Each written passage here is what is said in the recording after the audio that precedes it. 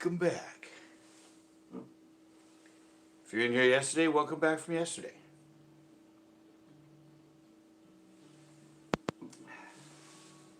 We did win. We did win $1 million on Are You Smart in the fifth grade yesterday. Took us like 6 tries or 7 tries, but we did it. Dazzle. We actually won. Oh, it says somebody's in here.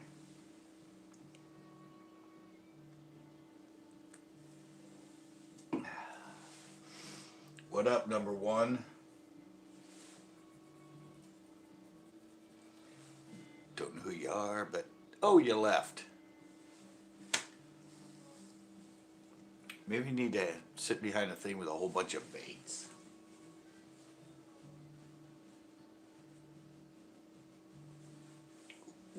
That could be a good survey, huh? Oh, there's another photo I could use, huh?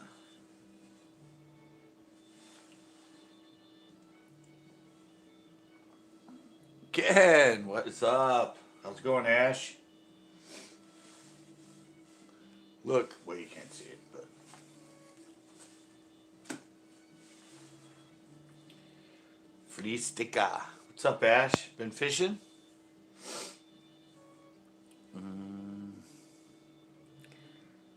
Call you later. I'm probably gonna be on until like 11 or 12. I go pretty late. I call you tomorrow. I'm not doing live tomorrow.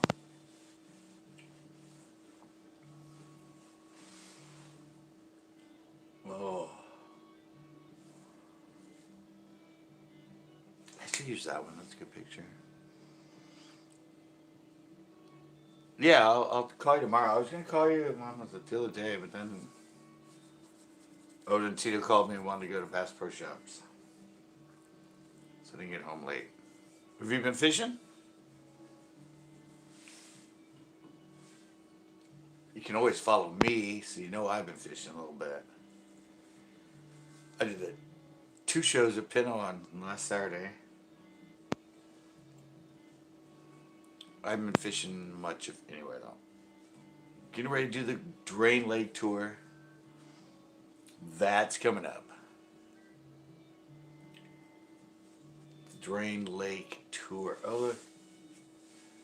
They made me pay at Pinot Lake the other day.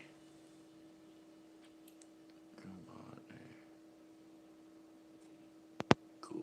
Oh, you bought a raggedy old... Really? Cool. So you bought a raggedy, cool, bought a ragged old tracker. Nice. It's like, keep trying to get Tito to get as an old tracker.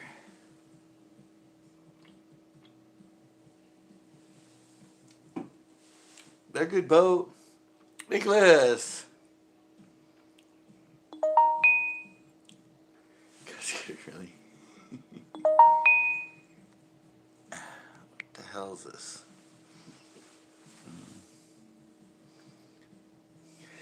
Hey, we won the million though, buddy. We won the $1 million. We went all the way.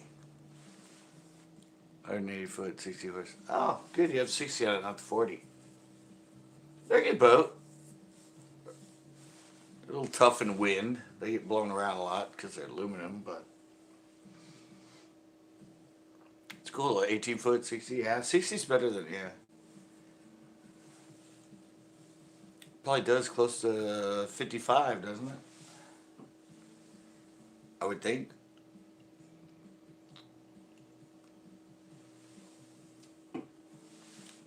In good conditions. Why is this thing so low now?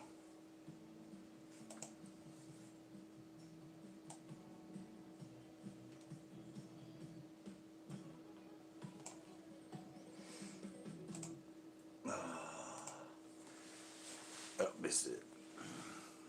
Trailer's rusted. Wait, it's 30? I should do more than that, man.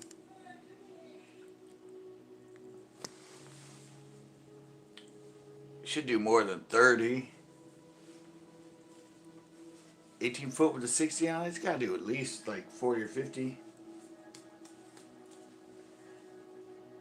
I had a I had a 16 foot, but it was fiberglass, probably weighs the same, with a 55 on it, and it did 55.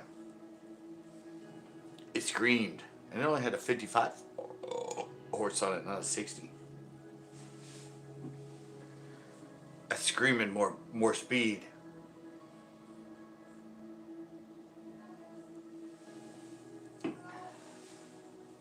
How old is it?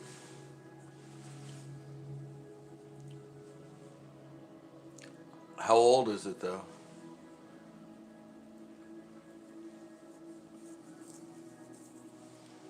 It's like a 2000 or 90s.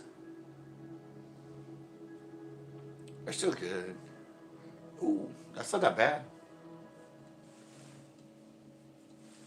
When I had mine, it was the same age. Now yours is 20, what, almost 20 years old, 19 years old? Mine was 25 years old when I had my Terry. It was 25 years old. 16-foot Terry. 55 Emerald on it. It was a good little boat though. But it screamed. It did 55.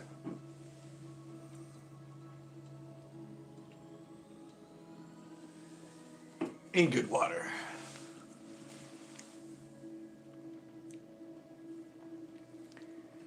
Really? Yep. Oh. Dedicated Casitas boat. Oh, it is? Yeah, I liked my little Terry. It was fun. So it wasn't Speedy Gonzalez, especially when all the other guys in the club had, did 70 and 75, 65. But I didn't need to get to my place first. Come on down. Yeah, exactly. That'd be fun. I might be, well, I can't go down there for that. So I am heading that way, but I'm heading that way to clear out my storage unit, so. I'm going to be a little bit busy. Oh, and I spent an hour today on the phone just so I can get my phone bill changed to $55 because I turned 55. Yeah. I went to the store and she goes, "Oh, we can't do it. You're going to have to call customer service." So I sat in customer service for 59 minutes. It was exactly an hour.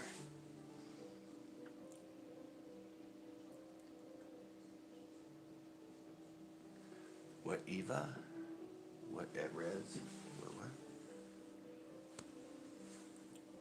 I don't know what you said there. Well, I got one like. Yeah, I'd like to go. I don't think I've ever been to. I've never been to Casitas. Conceited. I've never been conceited. No, I've never been to Casitas. I've been to Kachuma. What's Casitas, you said, right?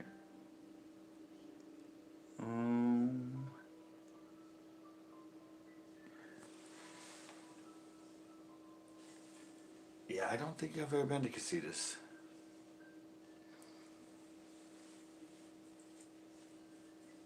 I have been to Don Pedro now.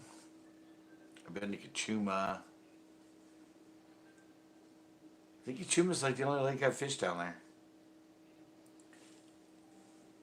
In that general area.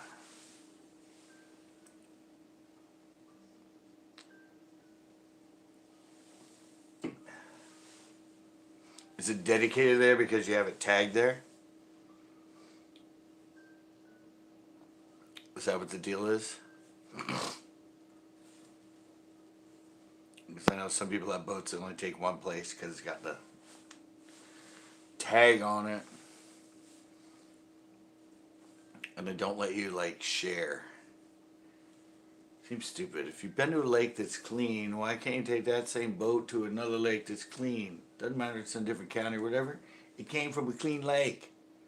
But oh yeah, it's a different county. We got to make our money too. Let's just rip off the fishermen by charging them to go over when they're tagged. Because if a lake is clean, it should be able to get in any other lake. And they should put another tag on it. They just want their money, those bitches.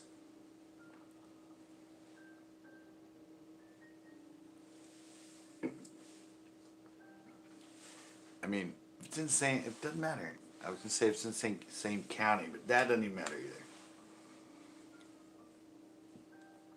It's tagged from a clean lake. It should be able to go to any other lake just so it still has a tag on it.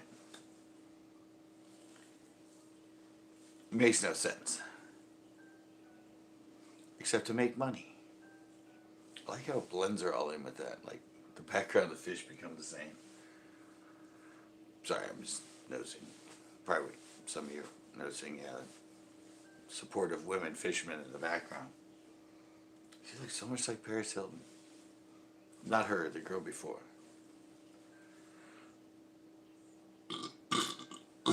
So have you cut a lot of fish off?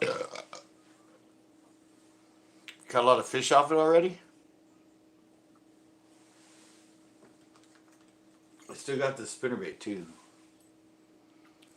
Remember I made the spinnerbait on the live like a couple weeks ago?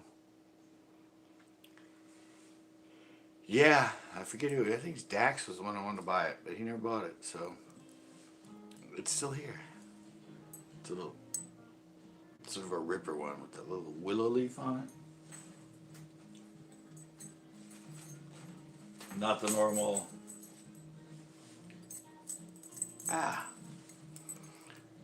Not the normal with the blade and the willow.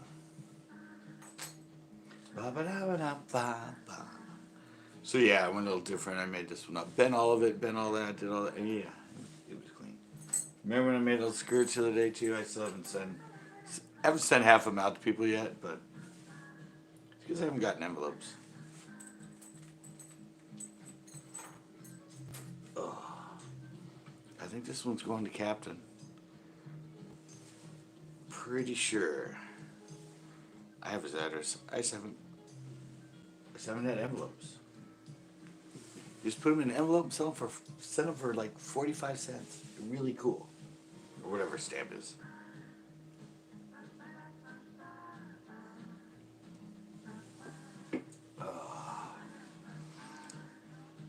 Yeah, so I got my money, I got my phone cheaper. But I had to change it from a business phone to a regular phone. I'm like, it's DBA. It's me as me. So I have to change it to a non-business. So I hope it doesn't mess up any of my internet or anything. It's supposed to be the same account, but I think the business one saved me when I'm over my 50 gigs free because sometimes they slow you. Mine never slowed down, so I hope that doesn't happen. I just hope I get the $20 off a month. It's now 50. Yeah, 55. Caught some empty hogs, some post-spawn fish. Yeah. I've seen a few of those around. Depleted, completely spawned out. Big fish. Or would have been big, but. Yeah, all ours are, I mean, lakes up. How is Casitas? Casitas or steak? How low is it? There's all lakes around here, like, bottomed out.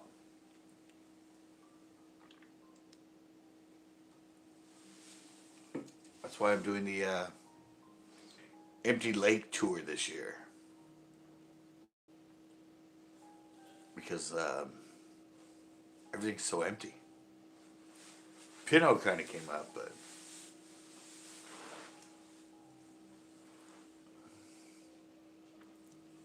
low but not bottomed out. Yeah, some around here are bottomed out. I think all the ones around here, all the ones we go to, like Uvis and Chestnut, between 50 and 30 feet vertically below spillway level. So Yeah. 30 to 40 to 50 feet below.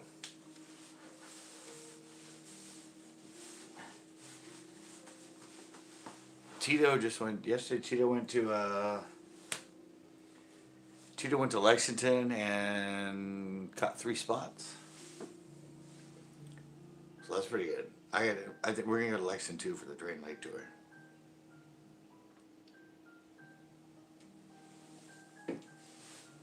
Play around with the spotted bass in there. They're a lot of fun. And when it's low by the launch is the best place to fish. That's where I've caught all mine when it's really, really low.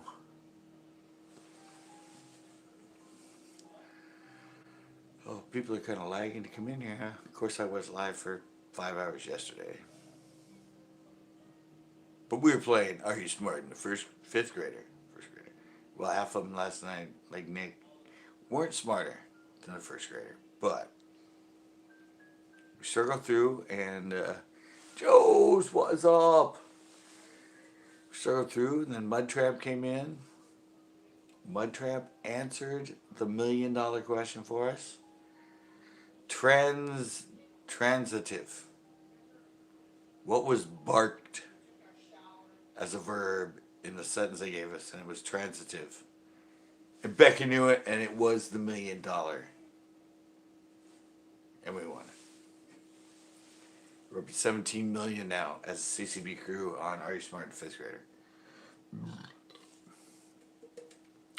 And now Nick hates Jeff Foxworthy because he kept all of his comments all night long, just pissed him off.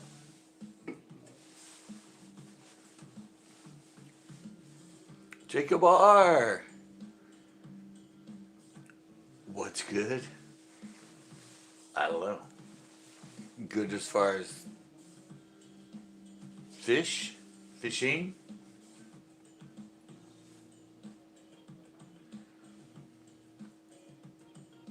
What's the go-to bait this week? I don't go through a lot of different baits, so mine's the same bait. Just a 5.5 inch wacky. Flicking it.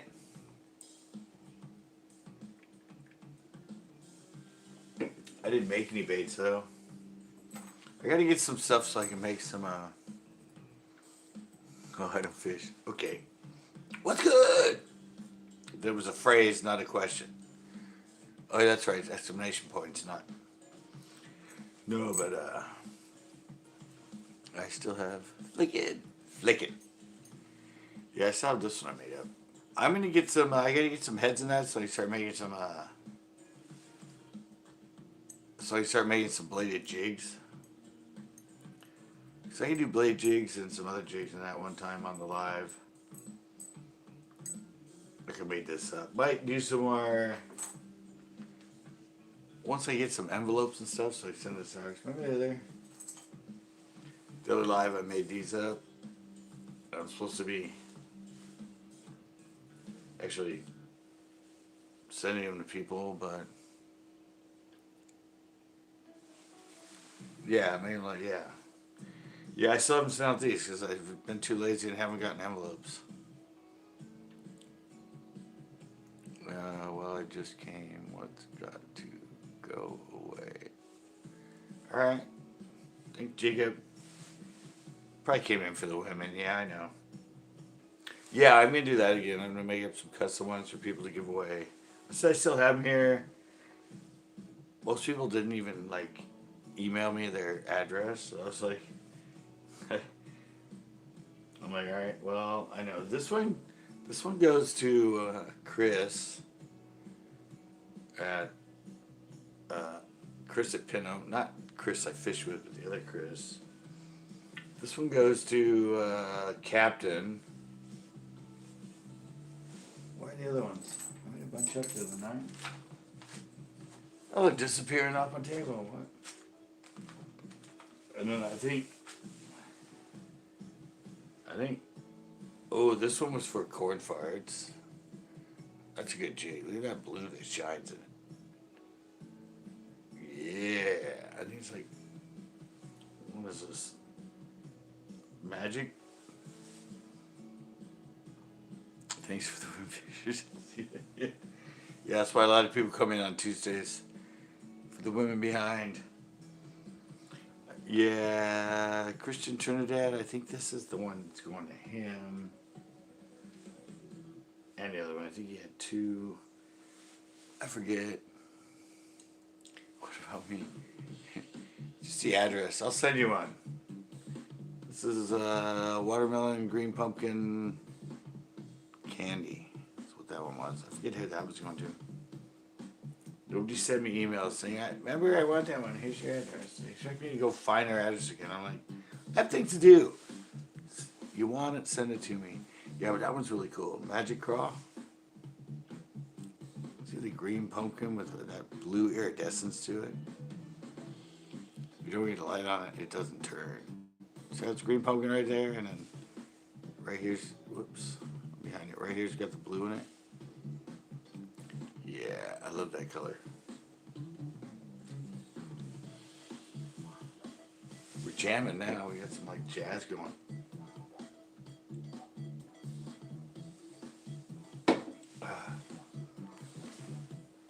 Yeah, you want? I think I still have your address around here. I'll send you one, Ash. It's really easy because they fit in an envelope and you just send them for 49 cents. It's really easy. I don't care what you got.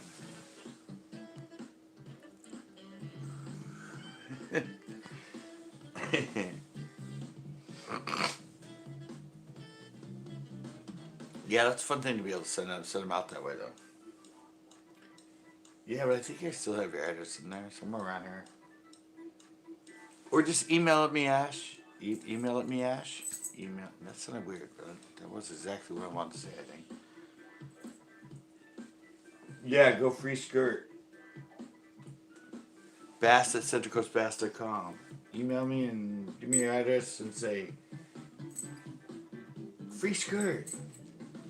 Because I'm sure half the people that want those won't even remember they want them. If they didn't care enough to send me their address, then they didn't care enough to get the skirts in the first place, so. I'll just give them away to other people.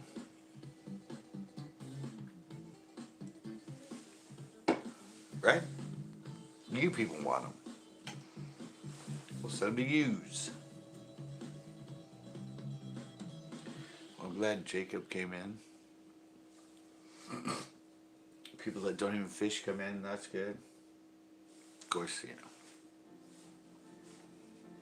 There are ladies in the background, so there is something entertaining, even if it's not me. Even if you don't have fishing questions. Yeah, I really want to get back to making my bladed jigs again, or jitter jig. I have 100 blades in the closet. I don't have any heads. I have to buy a different head because, you know, chatterbait and they're freaking patenting that. I couldn't get the opened up football eat. But I just have to put a split shot, then the blade still thumps the same. Ricardo's got a lot of fish on it.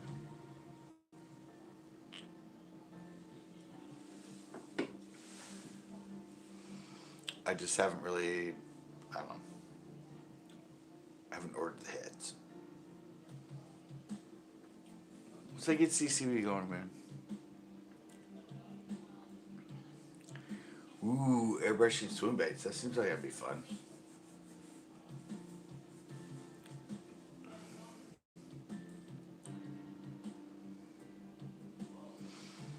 I don't know. I've only learned two. I learned how to tie the Palomar knot, and other than that, I've tied the uni for like almost, I think that's the first knot I learned was the uni knot. I haven't really thrown anything but it. I did learn the Palomar for something. For when I did the drop shot for the first time. I learned what the Palomar was. But I only use Uni. Uni's easy. Like, on the drop shot, it's like 2 turns.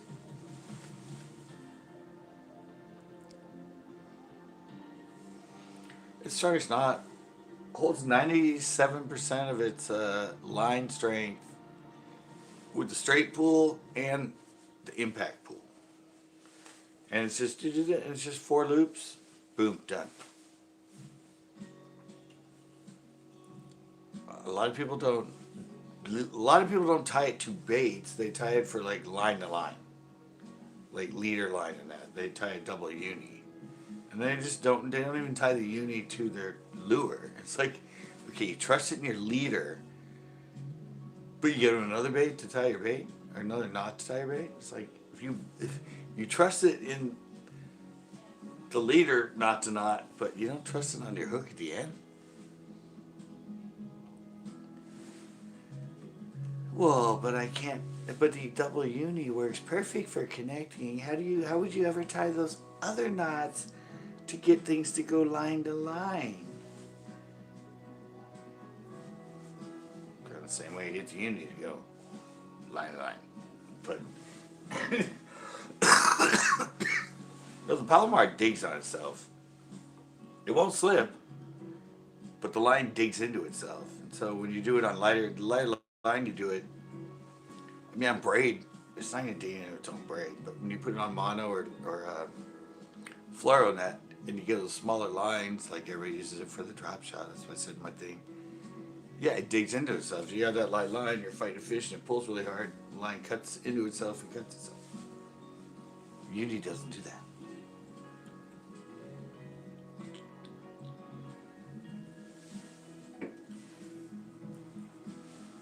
That video is doing really good, by the way. I think at this point it's getting almost 2,000 views a month for the uni knot as the best drop shot knot. It's getting it's getting like 1,900 to 2,000. Yeah, it's 9. I mean, I can tie them all right here without even string. Yeah, it's been on for a year, I think. June, when I put up like 20, I think. No, I put up 19. So it's been a little over a year or something that's been on there, I think. But yeah, it's getting, I mean, my new videos don't get that many views. And that thing's getting 2,000 a month. Just to tell people to use the uni knot for a drop shot instead of the Palomar. Yeah, it's really weird how a lot of old videos suddenly get their things going. What's your take on live action baits?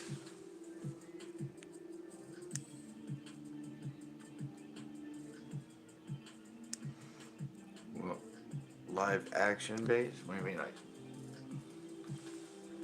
live action the company, or you mean like action baits, like reeling and cranking baits? I use them, but I don't know. Live action. Is that a company or is that?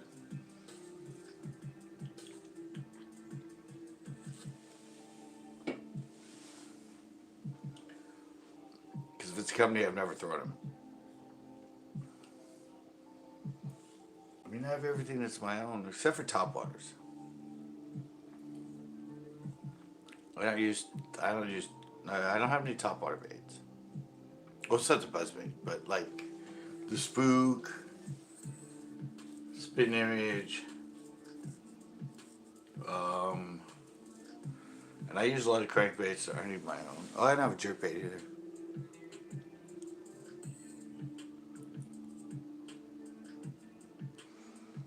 With the what? With the oh, you mean like swim baits and stuff? I don't use them. Not my style. Ash is a big. I don't know if he's still in here, but Ash is big at or he's the guy you talk to. He's a big swim bait guy. Where all swim baits I gave away were from Ash. I just don't throw them. I don't think you need them. I mean, I love throwing the finesse stuff. Plus, I'm on shore all the time. In a boat, it's totally different. I'm on a boat, I'll throw crankbaits all day. I can throw jerk baits all day. Well, not really, because my arms nowadays, but spinner baits, blade jigs, yeah. For me, the active stuff is better when you're in a boat where you can cover wide and you can cover the right way.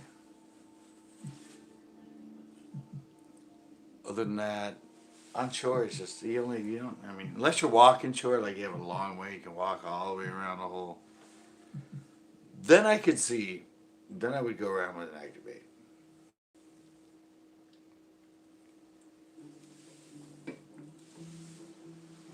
Plus, it's hard to. Usually, with a square bill and shallower cranks, it's hard to get the right angle when you're on shore.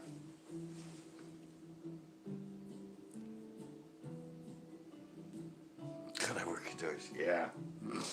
We've been warm here. We've been almost in the 70s.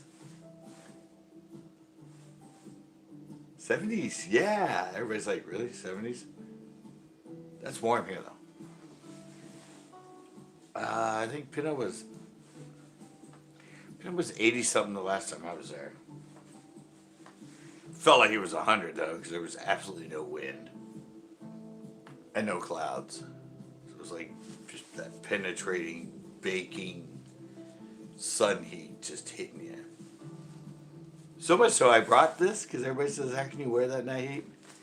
Yeah, I brought it, but I didn't wear it. I actually I kept a sweatshirt on, which was still hot, but I actually didn't even put on this jacket. Everybody would be like, "Dude, you're always in that jacket," and Chris is in shorts and a t-shirt. I hit 55, man. I'm getting older. I can't bake myself like that anymore.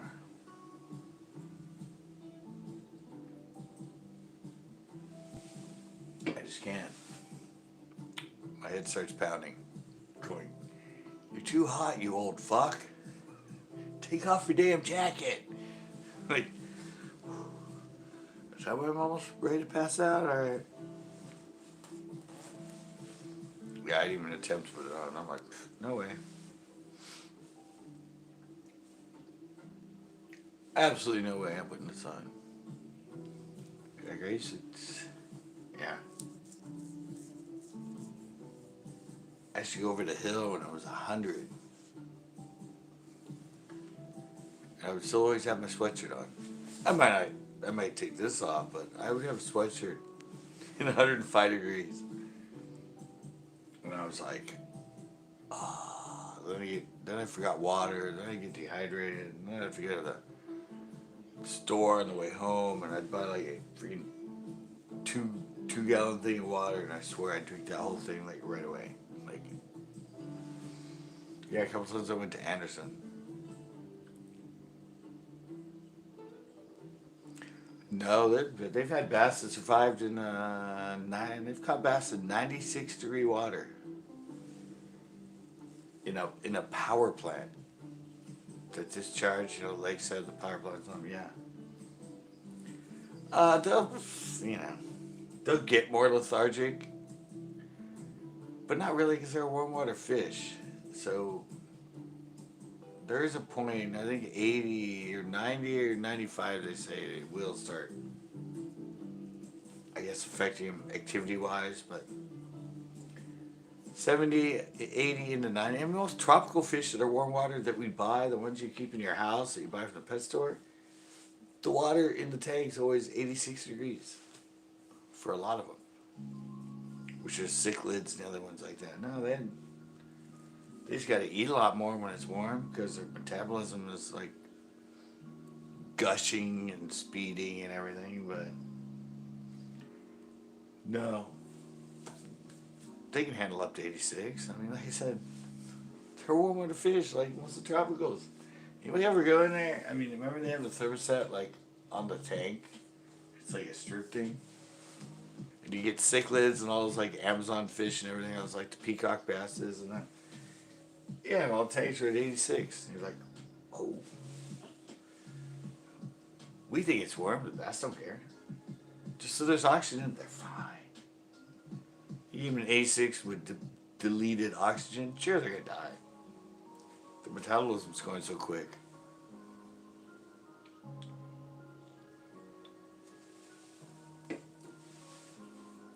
They're going to perish quick. But yeah, no.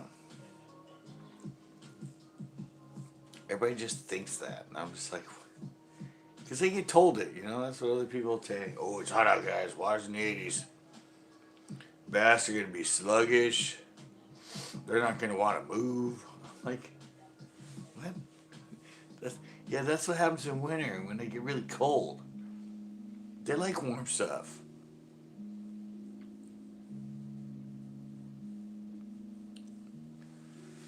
Yeah, they're less tolerant to the cold, but they live in the same temperatures that most of them do. Floridas don't like water much colder than 60. Where the northerns, they're still pretty active till it gets to be below 50. But they're all largemouth. They all live in the same. I mean, I just can't believe it. I just can't believe when people say, "Oh, the water's really hot." Water's like 80, 85, 86, up to 90 surface temps.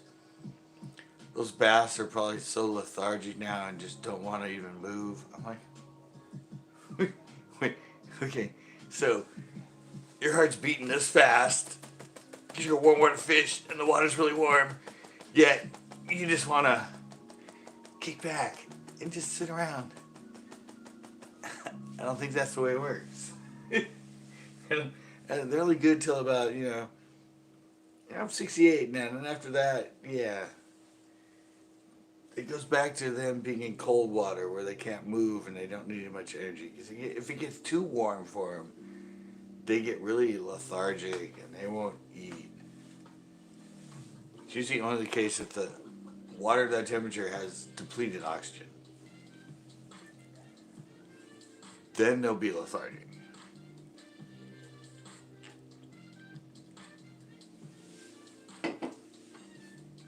It's just because people can't catch them.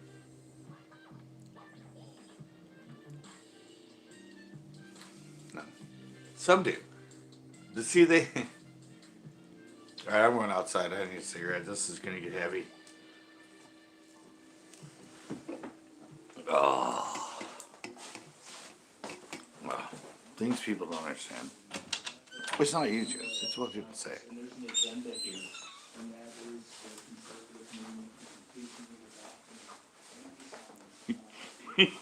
No, I don't know, it's just kind of funny. Just some things I want to tell you, things I see in videos. Some of the stuff that disturbs me about YouTube and what people say.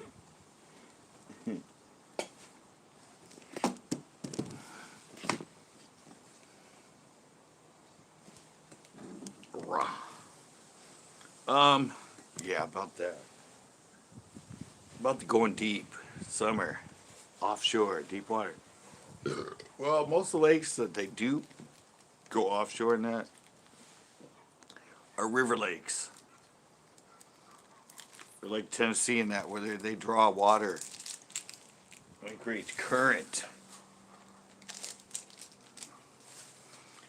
They can't go deep in half the lakes we have in the summer because there's no oxygen down there. Most of the offshore stuff is caused by current from pulling water because they're on river systems. Most of the lakes and stuff we have here,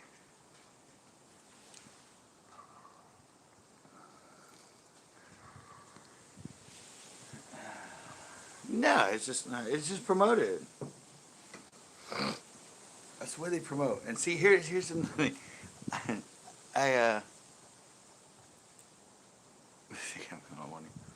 No, I mean, you get in magazines, you get people in videos saying that. But the other funny thing is, you see somebody that's on a pond. They're on a pond. I mean, it's like 1 or 2 or 5 acres. And they always talk about, oh yeah, guys, these fish just haven't come up from that deep water yet. I mean, we're hitting here, we're hitting the shore and stuff, but they're just still out in that deep water. I'm like, where's the deep water? You're in a pond that you could almost cast across. Where's the deep water? Where are they moving from the deep water? Oh, they're staging now. They're moving from the deep water. They're kind of halfway in between, and then they're going to hit the shallows. It doesn't happen in like a 10-acre pond. I mean, how deep is it in the middle? Oh, dude, it's deep. It's like 10 feet. Yeah. Oh, okay. Well, how deep is it in a normal lake? Oh, sometimes in the middle, 60, 80, over 100 feet. Oh, okay. They say all the time I watch them fishing, and it's a transition period, and they're like, I think those fish are all still out deep. It's wintertime. They're out there deep. Like deep. It's like a 5 acre lake. It's like a bowl with with and it circle from each. But they make it seem like it's a big lake, and they got to figure out like where the deep water and where the transition, all the stuff that the pros do on a real lake. They mimic in their show, and they tell the viewers in their show, and they catch a fish, and oh yeah, this one just came up from the deep water. You can tell. I'm like, what deep water? There's no deep water there.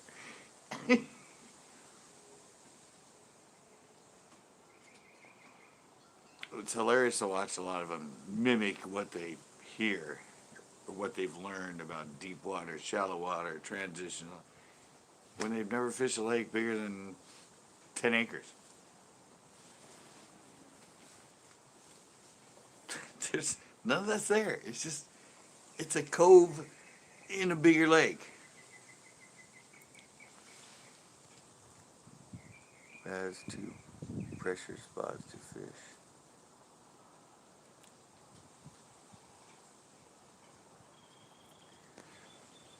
Oh, Asher's still on there. Is there what? No, the pressure. I don't know. Yeah, sure, the pressure, but we've already learned fish will hit. Fish will hit. They hit. And hit again. They don't have memory. They're not that intelligent. I mean, hello. Go to the Delta Franks track, which is right outside the launch of Russo's.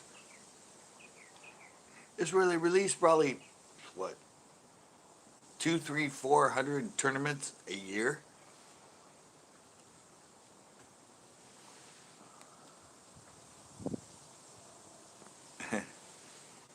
Because they all left to the MLF.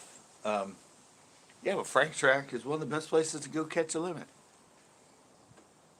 A majority of them are fish that were caught, stayed alive all day, went to weigh in, got put back in a release boat, taken right out there in the middle of Frank Track, and then released.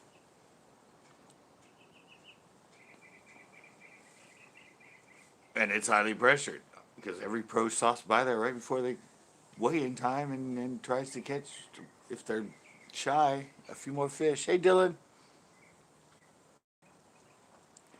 Don't get yourself as a London name. Oh, yeah. I'm a no name fisherman. I mean,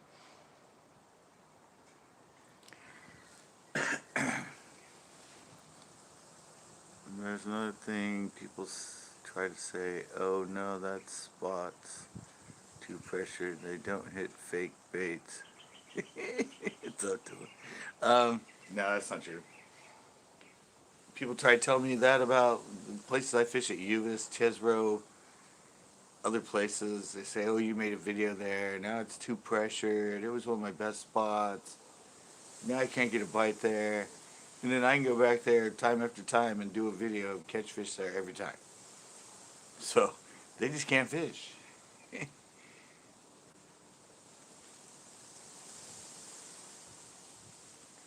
Oh, yeah, I saw it. I don't know. That's all that's left. I mean, now we got Scott Martin back in there, but everybody left the Bassmaster. Everybody left bass. Everybody went to MLF. They took all the known names. Now Scott Martin's back.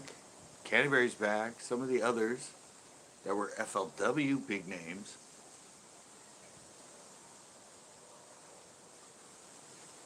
It's just a changing. I mean, it's changing of the guard. I mean, KVD can't win a classic again because he doesn't fish Bassmaster.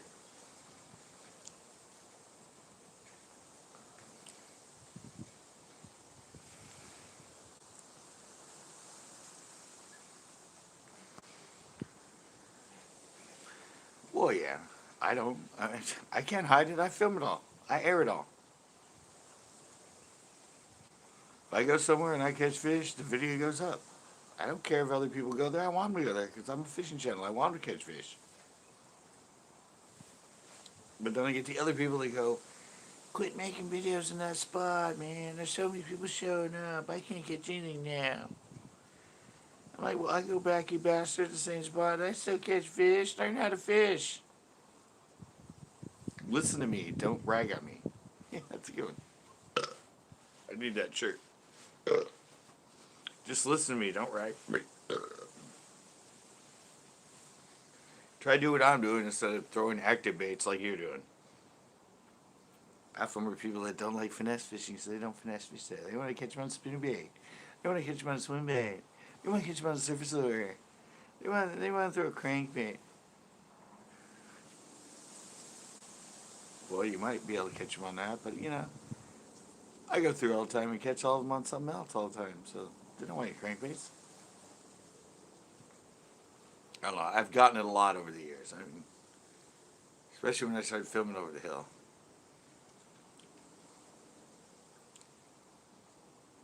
Yeah, that's the way I fish. I show up there, I fish.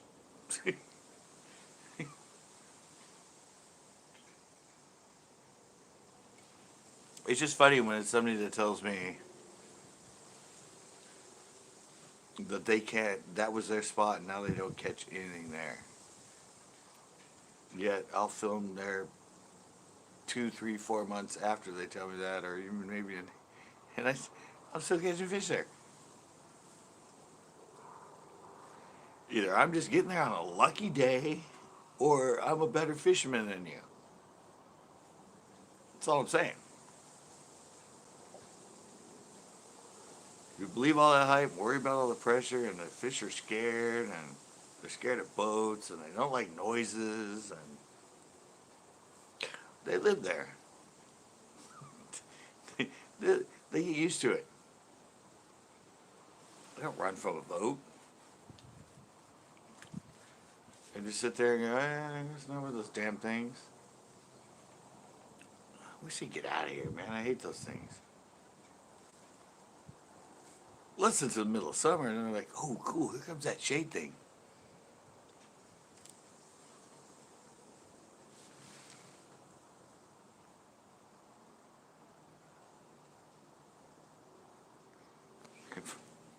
Yeah, I don't know. I've heard all of it. I just like to catch fish. I've learned to, I'm like, I can't, I'm too old now. I can't do all that. Even I never did from shore. Even when I'm in a boat, all that, doing a jerk bait, all that active stuff, just, I don't know. My arms hurt. It's like, my wrist gets sore. That's why I'm old. And I'm into the really easy finessey things. Anyway, that kills my elbow now. Actually, my elbow's gotten a lot better because I haven't been fishing as much, but you learn what you need to learn when, you know, same thing in any sport. When you get older, you go to stuff that's, you get trickier and do stuff that works that's not gonna, I mean, you don't have the jump you used to have. You don't have the throw you used to have. You gotta be more creative. You gotta use what you still got.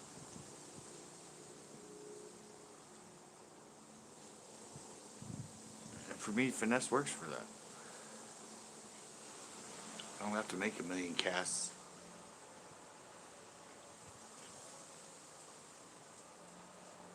I don't have to make, 30 casts a minute. No, actually, mine's all in the album. wrist stays totally stiff when I work things. I don't use the wrist at all. I've always worked it like that. If you watch me in all my videos when I'm working finesse baits and baits on the bottom, my wrist never moves. I don't work it out here like a lot of people do and go. That's not the way to work it. You gotta have it in here close and use the arm all at once. The wrist doesn't even move. That's another thing I don't like because I always see people working jigs and they're all like, I mean, yeah, sometimes with jerk baits and cranks and stuff, even then I don't move my wrist much.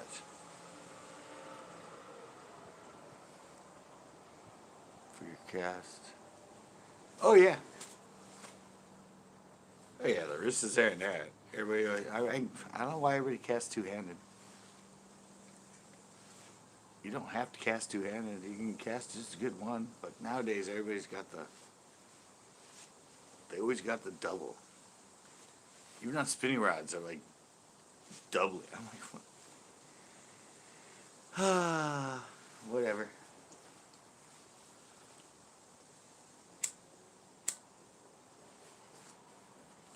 I've always been in the wrist with the cast. I never did that whole like, even with my cranks and it's like, whoa. I never did that. Yeah, there's a show coming up. I filmed 2 shows on Saturday.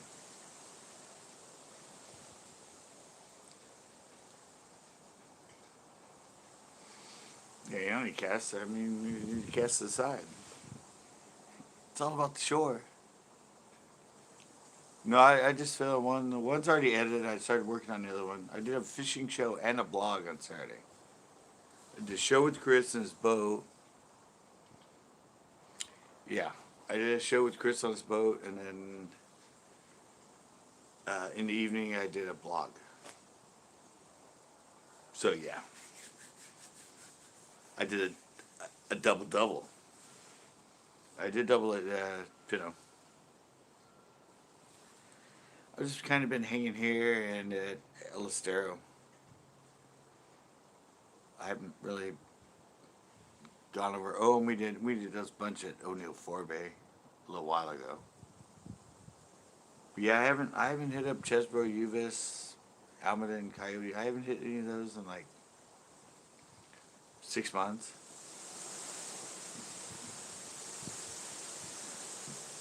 A lot of it was, the whole COVID thing and all that stuff, but that didn't really matter. But I decided to stay home. But I am doing yeah, that's why I'm waiting, because I'm doing the Drain Lake tour this summer. So I'm waiting for all those lakes to get really low. But I learned those lakes. When I first learned those lakes, they were all bottomed out. So my best spots for catching fish in those lakes is when they're like bottomed out. Then they filled up. I did that. Uh, I did the flooded lake tour or swollen lake tour, and I had to learn all new spots when the water was a lot higher. But now that the water's just low again, I really want to go over there and hit all these spots I know. That at least then, like 6, 7 years ago, when did I start going over there? 5 years ago. I think 5 years ago, that long. Yeah, those are fun. Um, yeah, I have tons of spots I haven't been able to fish since then. A really good spot at Coyote, a really good spot at Chesbro, and a really good spot at Uvis. My PB came from one of those spots at Uvis when it was super low. Yeah, I mean, that's when I first went there, when they were just bottomed out. And I was just catching a lot of fish over there, and I kind of liked it. And it filled up, and I went, oh, fuck. I can't get to anything that I like. Like, I can't get to the humps I like. I can't get to the, just the rocks I like. Because it was suddenly, 100 yards offshore. I'm like, damn it. Why did the lakes have to fill up now?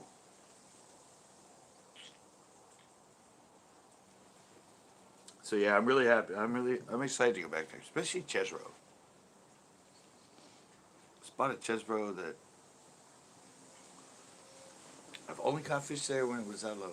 I've tried it when it was higher up, and then I couldn't get any. But it's just the way the ledge and where the drop is and the orientation is. When that spot up above the drop is about 6, 7, 8 feet deep, it's a magnet. Once it's suddenly way up and 10, 15, 20 feet out there, I can't get him to hit out there. So I'm hoping this year I can have revenge on it.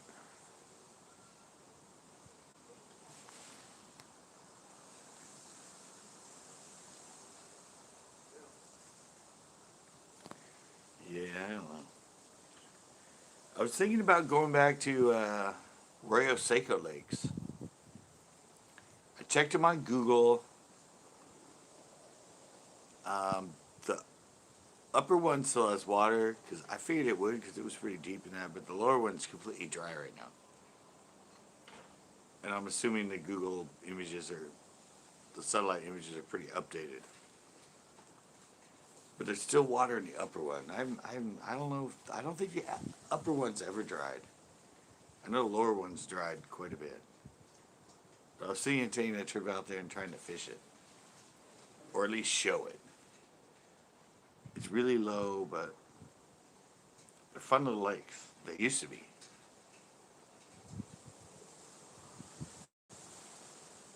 I used to fish it back in like the mid '80s. Rosseco, it's the end of Carmel Valley. There's two little natural lakes there. The lower one that's really flat, plus the lower one, the wall they built kind of around it was leaking. But the upper one was like a clear mountain lake. It's like cutting this little, really deep little valley. Yeah, by Greenfield up in the hill. Arroyo Seco Lakes. There's a campground up there. A lot of people go up there and swim in the summer. But I looked at Google and there's still water in the upper one. But it's like kind of a turn, but it's in a really steep. And then that one feeds in the lower one. The lower one's all just kind of flat and not very deep, shallow. But that one's dry. I saw that. It's like numb dirt right now. But the upper one runs into the lower one. So if we have good years of consistent rain, since if bass stay in the upper one, then when it floods, some of those bass can go down to the lower one.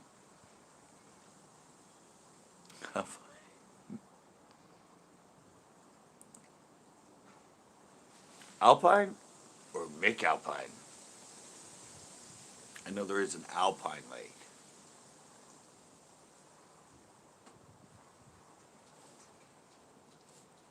But I know everybody goes to Mick Alpine.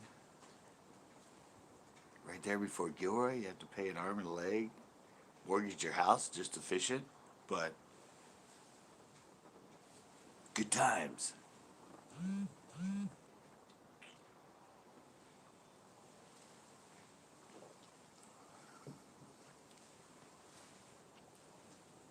Yeah, I never fished there. I've had people ask me, but I always tell them I don't pay to play. I might pay an entry fee, but I'm not paying what they want.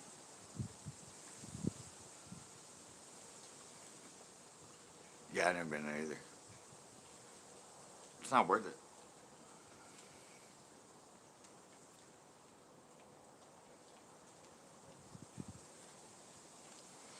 Yeah, I've heard of Alpine Lake. Yeah, it's like it's more of a trout lake, I think.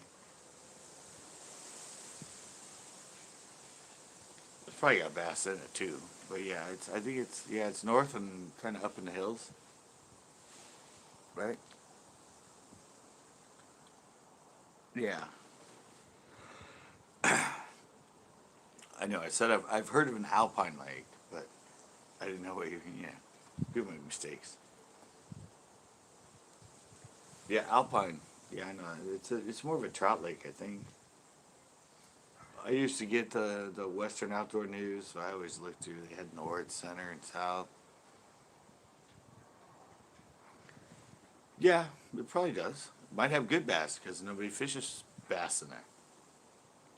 If it's a known trout lake, they're like, "Hey, there's no bass in there. It's a trout lake, man. Trout and bass don't live together." Me Rib Lake. Yeah, it saw that coming. I saw the other light go on, and I'm like, oh, that one's gonna come on now. My McRib Lake. Yeah. Yeah, I've never even, yeah. I said I have no need to fish them.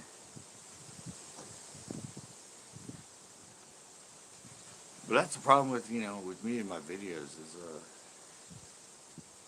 a lot of people just don't, they don't, they see all those people back east and where they have ponds everywhere. They don't realize the lakes that I fish a lot that I actually catch fish in aren't that easy to catch fish in. Ash knows, you guys know, you're from here. they're just, they're just rock quarries because they drop them so quick, no weeds grow.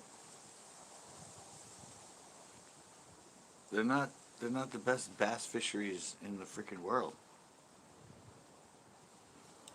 We have a lot of lakes that takes a lot of skill to catch bass in.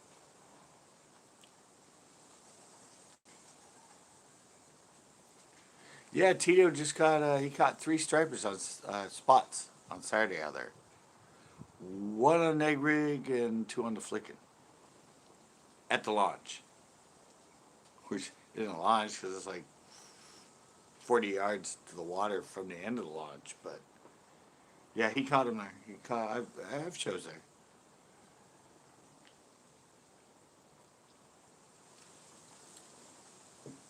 That'll be a part of the Drain Lake tour.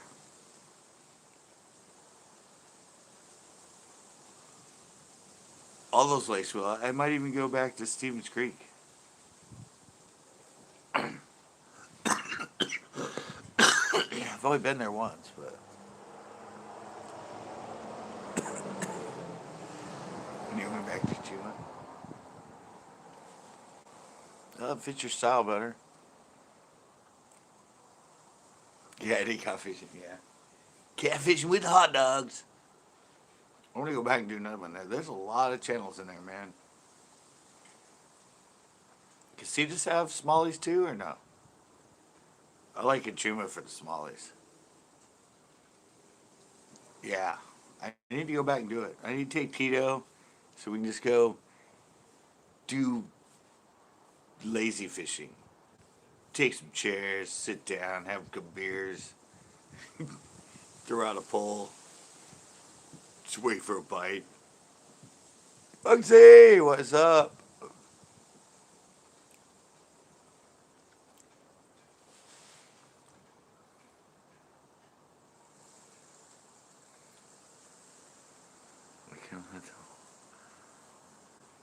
Yeah, I never caught my first trip to Chesbro. I never caught anything.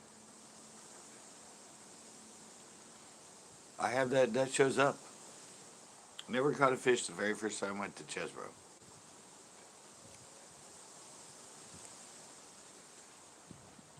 Yeah. Do they have smallies in there?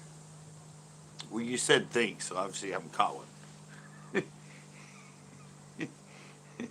If somebody says, I think they have smallies, that's going to tell you I haven't caught a smallie in there, but I think they have them. Kachuma has really good smallies. I used to catch crap on smallies in Kachuma.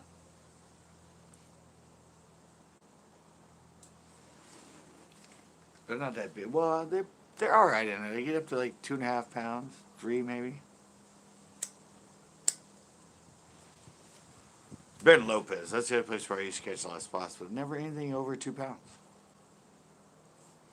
A lot of like 1.5, maybe 1.75 in there, smallies. But yeah, Chuma, I weighed a bunch of them in tournaments there that were over 2.5, 2.75. Yeah, they're a lot of fun in there.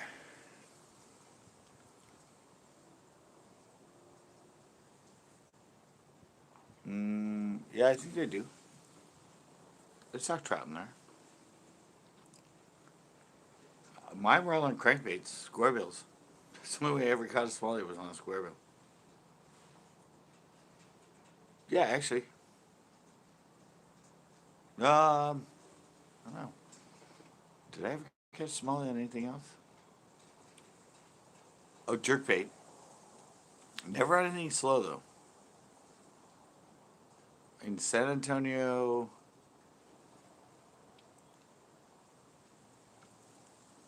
did you see? No, it's Fish Talk Tuesday. That's why we're talking fish.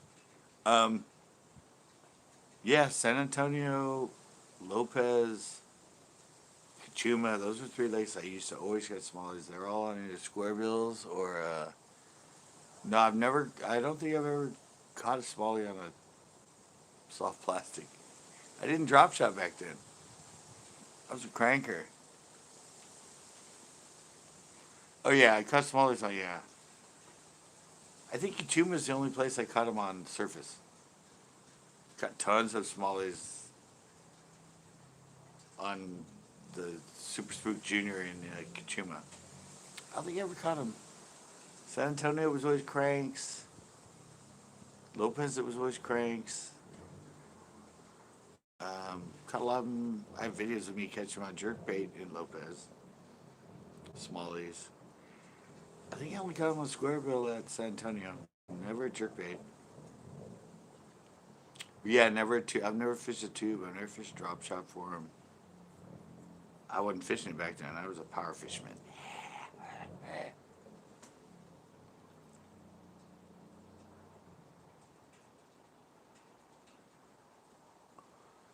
Yeah, it is. Usually 100 over there in the summer, 100, 103.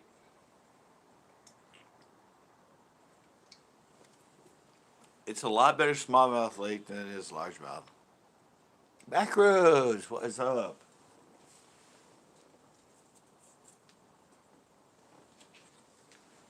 Didn't see it last night. Of course, we were playing Are You Smart in fifth grade, and I know that makes you nervous. What's up, Backroads? We're talking smallies right now. You ever caught a smallie, Backroads? I'm sure you have. Not many in Texas, though, are there?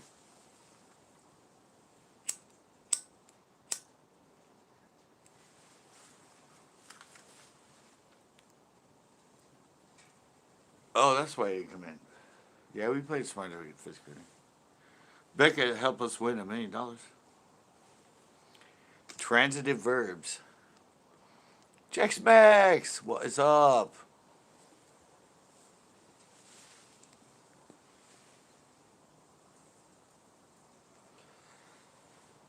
Uh, from here? No, I think San Antonio's closer.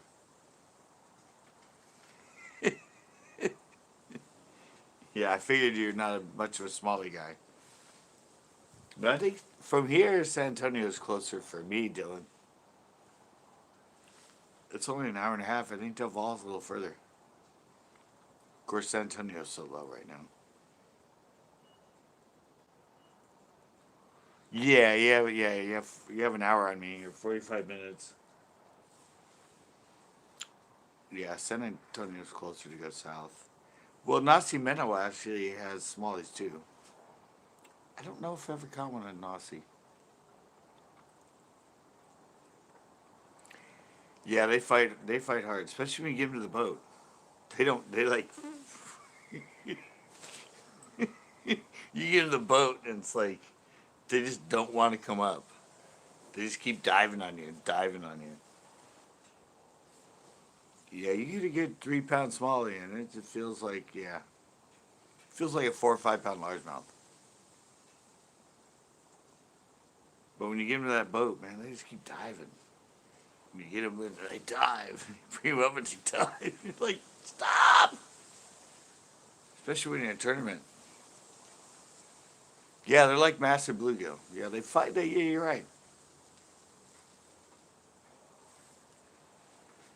They do fight as hard as a bluegill, but they're a lot bigger. Bluegill, for their size, fight really hard.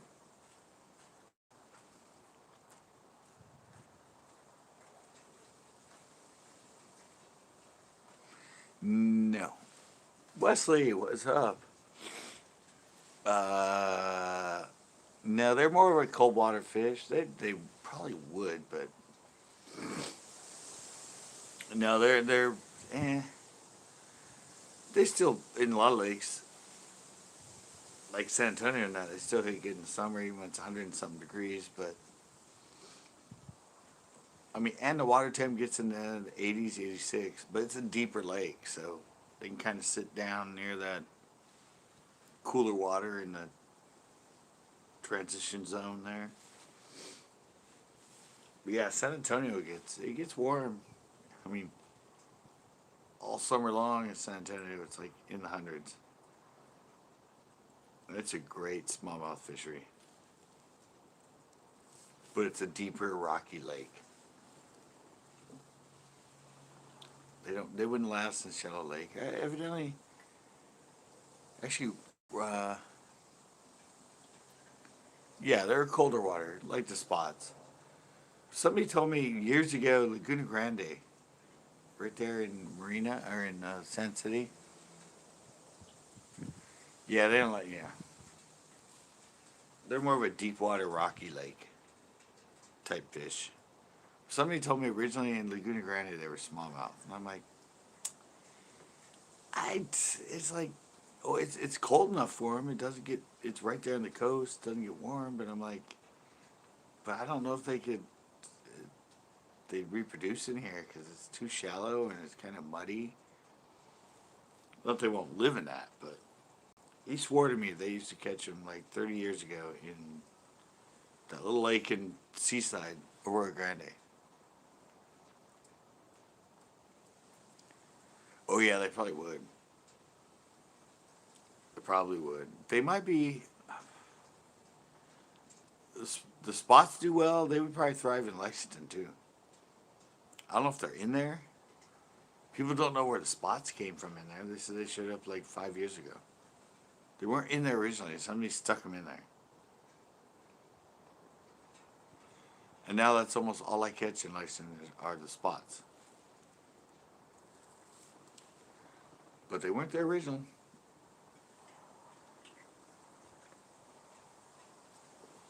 I ended up, I think the first two bass I caught in the show out there, I didn't even realize they were spots. There might be. They could live in there. If the spots are doing that well, no, the smallies could definitely live in there.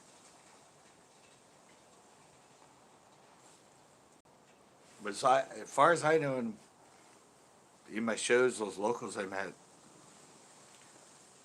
they said they've been fishing for like 10, 15 years, and they just showed up like 3 or 4 years ago. So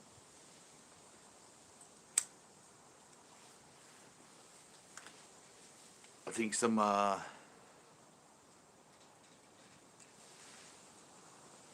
nothing's what trap? What's up? Um, no, no, not nothing in California is native. Warm water fish, everything's imported. No largemouth, no bluegill, no green sunfish, no catfish, none of that. None of that existed in California and a lot of the other western states until they were planted here.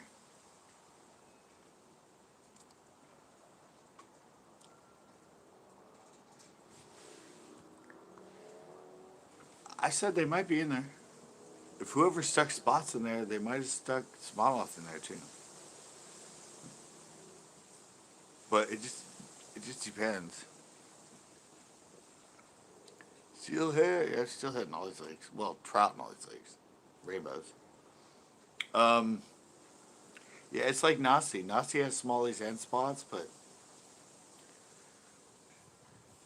smallies just don't reproduce and they're not very good. Just like Santa Margarita, my home lake.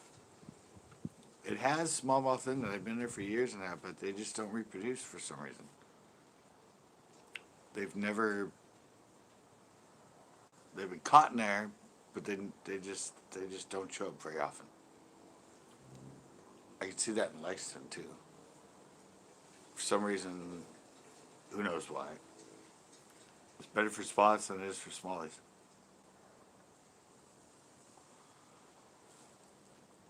Same way it is at Nacimiento. I kind of mean mouth at Nacimiento. That's a mix between a spot and a smallie. I caught it. I was like looking at it. I'm like, at a certain angle, it had the horizontal and was kind of brown, but then certain angles in the sun, it looked like a spotted bass. And I was like tripping out on that, and I let it go. And then I heard about what a mean mouth looks like, which is they're sterile, but they're a combination when either a male or female spot will mate with a smallie. And I actually caught one. I was like tripping. I'm like, boy, it's a smallie. And it's fighting more, and I look at it, I'm like, no, now it looks like a spot. And I picked it up, and I was looking at it, I'm like, that's so weird. It's like, you look at it one way, it looks like a smallie, you look at it the other way, it looks like a spot. And I heard that's what mean mouth look like when you catch them. Kind of have both mixed in within their cover, schematic on them.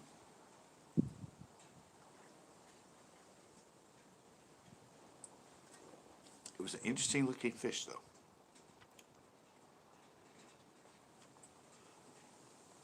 The closest I got to catching a smallie on Nasi was a mix.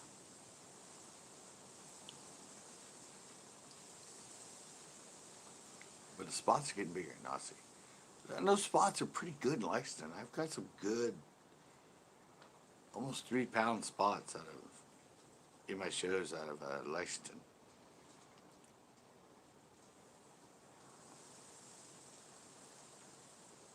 It's the closest one you can get spots out of around here. I mean, yeah, it's only like 45 minutes. I think the closest lake, well, I mean, Nasi, that's an hour and a half. But I think they're in Folsom, which is a ways inland, and they're in some others. Well, they're in the upper stretches of the Delta, too.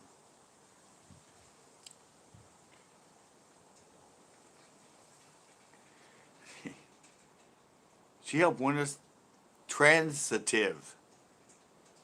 Transitive verb. Transitive verb. I'm never going to forget a transitive verb. That was her answer to help us win the $1 million on Are You Smart in Fifth Grade last night.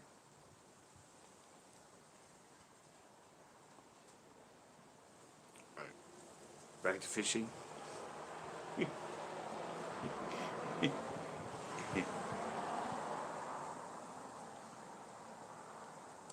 Miller, too. Yeah, they brought it from somewhere. Somebody, some bass fisherman got the harebrained idea that they wanted to put spots in Lexington. Because I've checked it and all that, and it doesn't even say there's spots in there. It's far enough. Yeah. I think I've researched it, species in Lexington, and it doesn't show up. Yeah, near Fresno.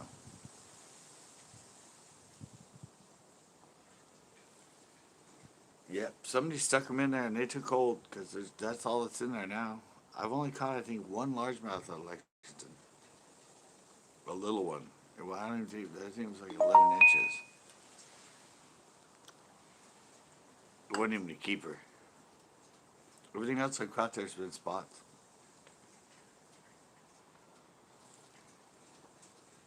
Caught him at night on a spinnerbait. I want to hit that place up too at night.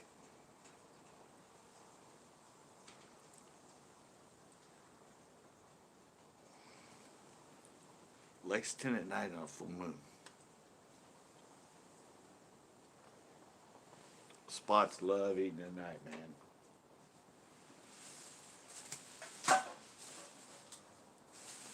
I said I did good there one night. They let you stay. You can just park, walk down there. They don't kick you out. Snake bite? You?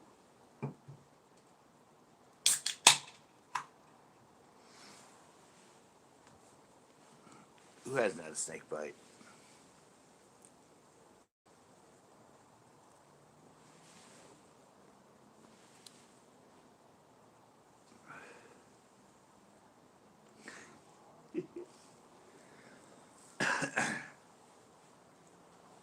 No need to kill snakes. I used to go to the golf course in the morning when I was little.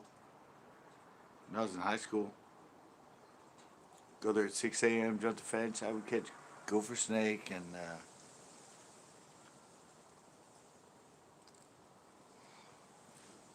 I got tons of gopher snake, king snakes. I haven't caught rattlesnakes. I've been around them. I've caught them on my boat.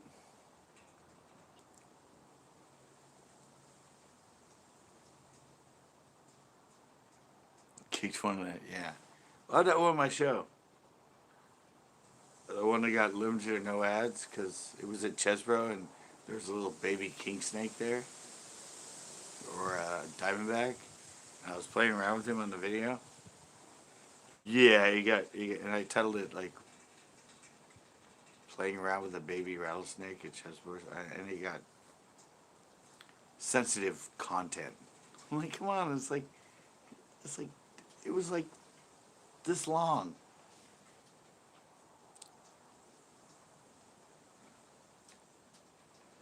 Nice. We don't have those back here. I don't kill rattlesnakes. I just play around with them.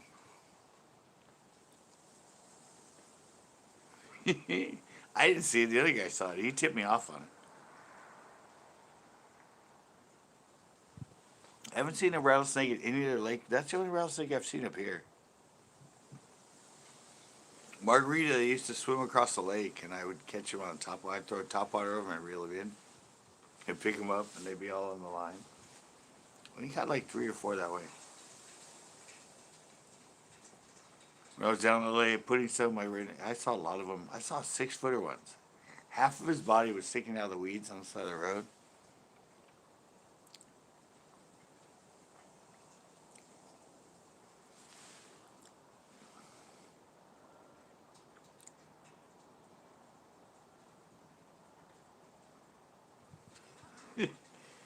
Yeah, and I went and got a rock, and I threw it right on the middle of him, and it ran like hell. And he rattled all the way down the hill. Yeah, I've never ran into him around here. Well, another one too, when I lived down south of San Diego at San Dimas, the reservoir there. We were leaving and my friend was ahead of us going up the hill, and evidently there was a rattlesnake on the path he had to take to climb up. And all of a sudden he comes running back down and it's out of control. Rattlesnake! Rattlesnake! Rattlesnake! And we're all like, shit, where? He goes, I don't know, it's like 10 feet up, dude. I saw it, it's a rattlesnake. He like looked at me and I saw his rattles and he just beelined it down the hill past us. I never saw it. By the time I was up there, it was gone. It gets real. What's up? Yeah, I never saw it personally. So long at Margarita.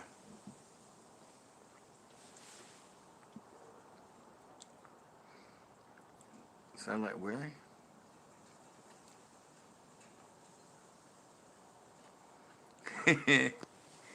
Yeah, I've been bit before. This time I didn't have to go to the ER, so I don't think it was a rattlesnake.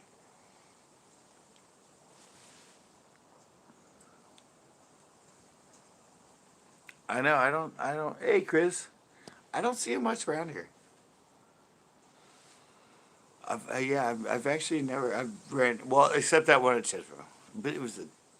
I didn't see it. Somebody else saw it and showed it to me. I've caught king snakes around here. I've caught a lot of gopher snakes.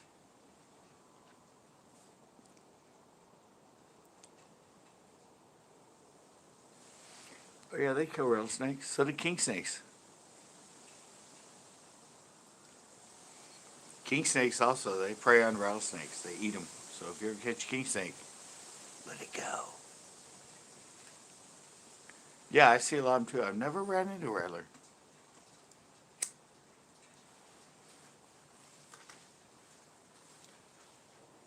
I always think about it, look for them when I'm walking, but usually they're kind of, unless they're strung out or cruising somewhere.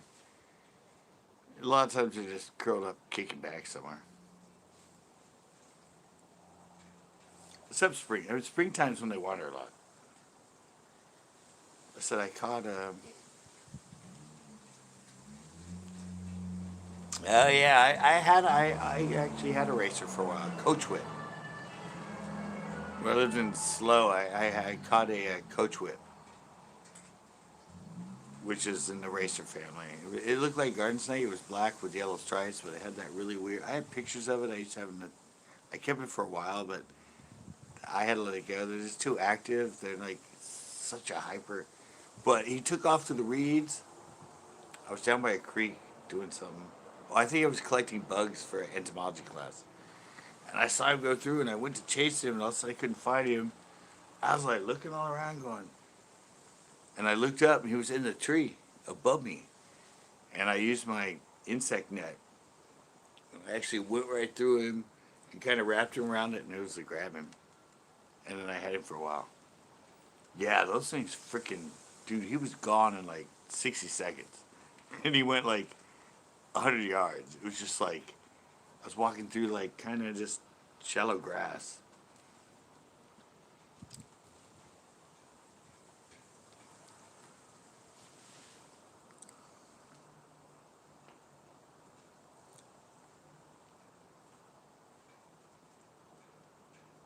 Paper Texas, yeah.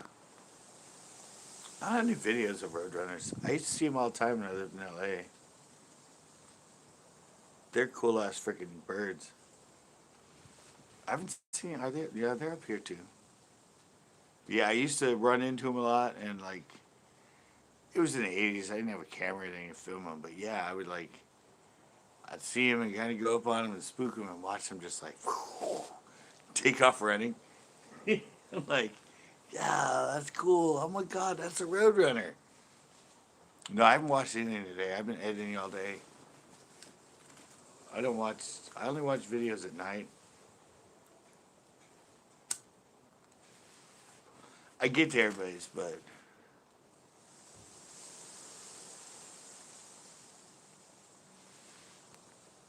oh yeah, they do.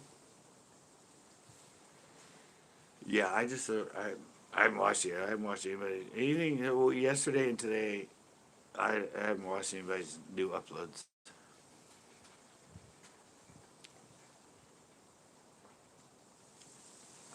The ones around here are big. I haven't seen any up. I know they're up here too, but when I lived in LA area in San Dimas and that, I would go like walk through the. All right, see you, Ash. And I used to see the roadrunners. It was just San Bernardino County. It's all just like dry desert river. Yeah, I've seen about 4 or 5 of them in person out there. I think I was wandering around looking to catch snakes or lizards and that, and I'd run into them. And I'm like, oh, that's so cool. That's a roadrunner. That's a roadrunner. That's so cool. I haven't ran into one up here yet, but they're usually more out where there's nobody around.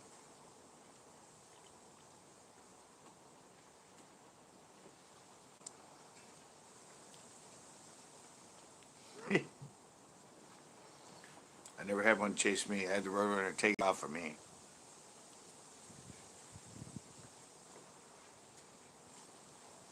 course, I was out in the middle of nowhere. They weren't around people. They weren't around civilization. How big are they though? Because here they're pretty big. Like you said, the greater roadrunners out here, they're more of a desert animal. The greater roadrunner is not found in California. Yeah, ours are pretty big here though. And they look exactly like the cartoon character.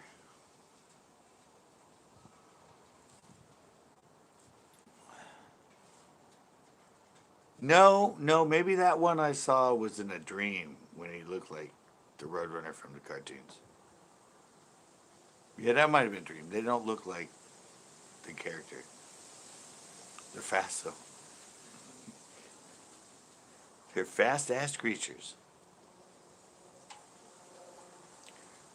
They love to eat lizards and snakes though.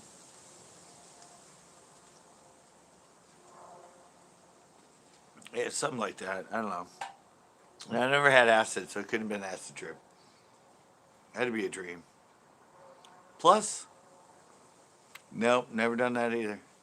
Um, Plus, I'm pretty sure Roadrunners don't talk, so it had to be a dream. No, just it was just a Roadrunner. It definitely was a dream because yeah, I'm pretty sure it talked to me. It had to be a dream. But I've seen like five in real life when I was way little. Maybe that's why I dreamed about them. I think I befriended one. I snuck him home, kept him in my room. Mom didn't know. We'd watch cartoons at night. Had to be a dream. Definitely a dream.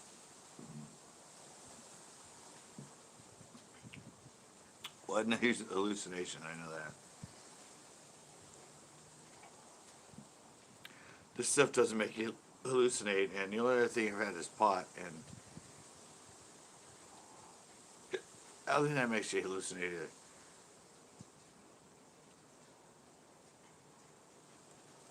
Might make you think differently and mellow you out, but I don't think you hallucinate. That's that harder stuff.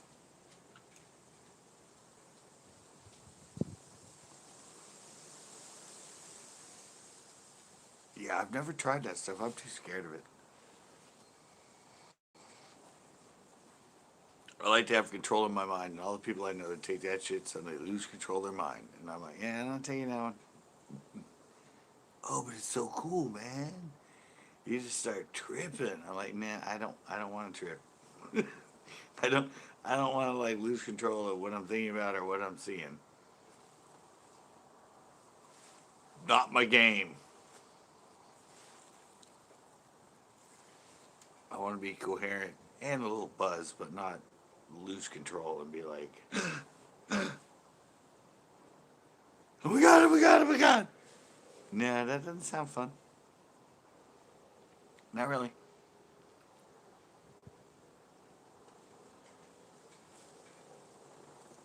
Yeah, I have been around a lot.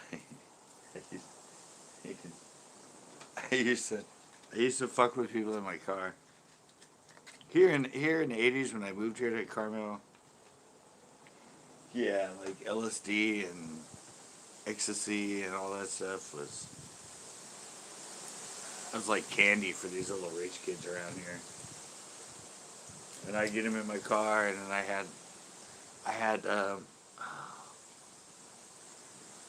fuck, who is it? Uh, I can't think of the band now. Uh, White Horses, or whatever, was one of their big ones. The Allman Brothers? Was that the Allman Brothers?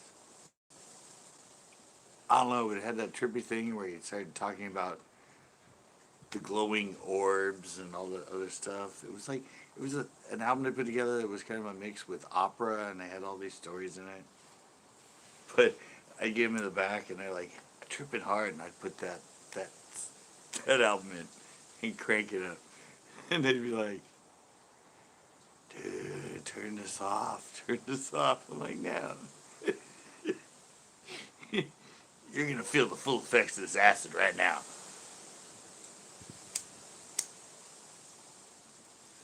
I'm pretty sure this song's gonna take your mind to places you never thought of.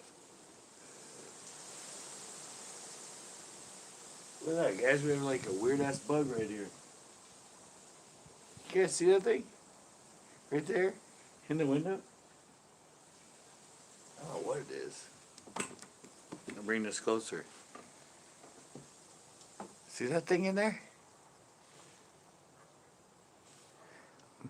What the hell is that thing?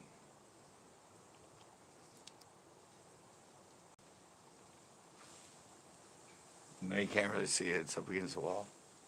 That's weird. What the hell is that thing? Some weird ass bug inside. How'd it get in there?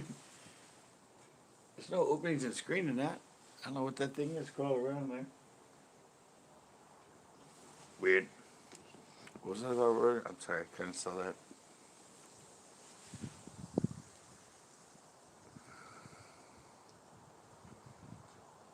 And widespread self-caffeine.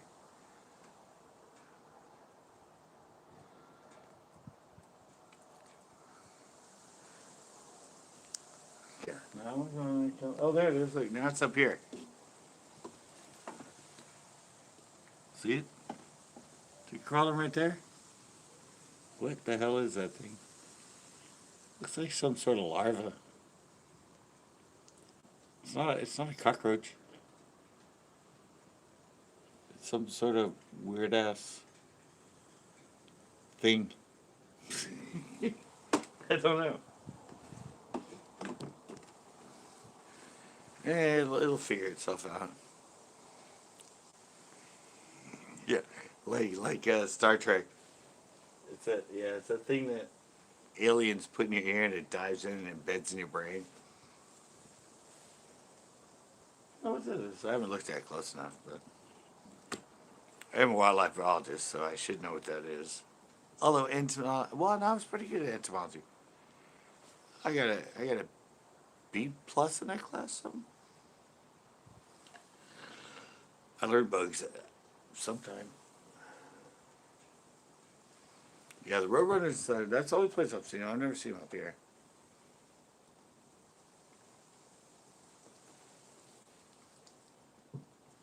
I don't know which variety they are, but that's weird. I just have no idea how I got in there.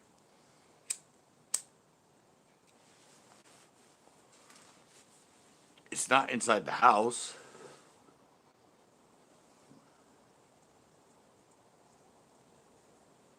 I mean, it's in between the screen and the window, so it's not getting in the house. I don't know how I got there. That's kind of funny. Yeah, well. Live and let be, right? It looks like one of those. It does look like something that would like gnaw into your brain and like control you. Live in your brain for years and start manipulating your thoughts. Make you want to kill people. Things movies are made from.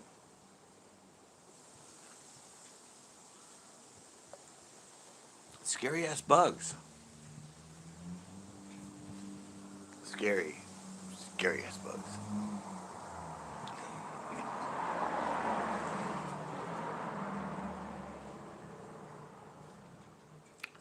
There he goes. Another neighbor in his car.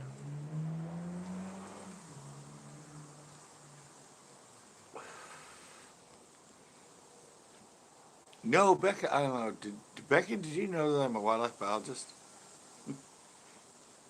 I don't know if you knew that. I'm actually a wildlife biologist by degree. Go figure. So, yeah, and my brother-in-law and my sister are both wildlife biologists. I'm definitely not your typical wildlife biologist, but I went to school for it, and I graduated for it.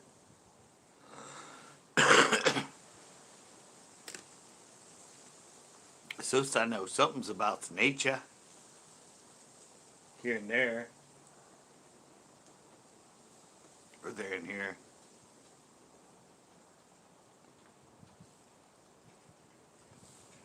I can't believe it took me an hour to get my first perk as a 55-year-old.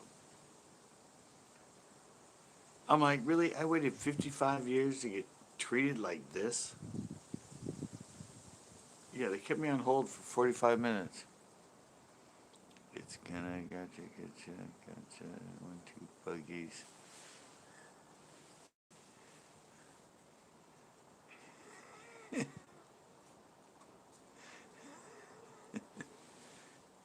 That's not anything. I don't care about bugs. Spiders freak me out, but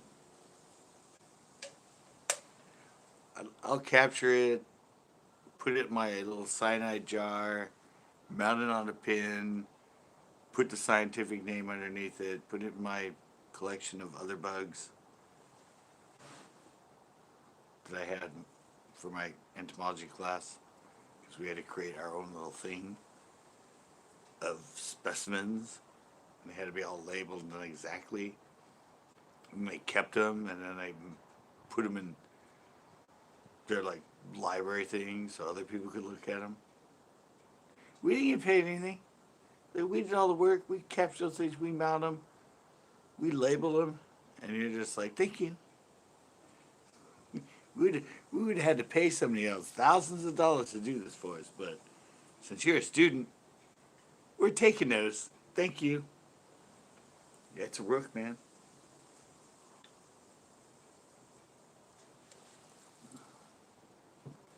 I used to have to make study specimens, like skin animals, and then we had a class where we had to wrap them and do them and make them look all good and that. And then the school kept them all and used them for other labs for people to look at. The good ones, obviously the bad ones they freaking threw away. But I'm like, wait, what? I know I'm paying to go to school, but you should pay me for what I produce for you. This is a great lab specimen that people can study and use to learn what this is. And you just took it from me. And I said, can I have it? And they went, no, it's property of the class now. I'm like, what?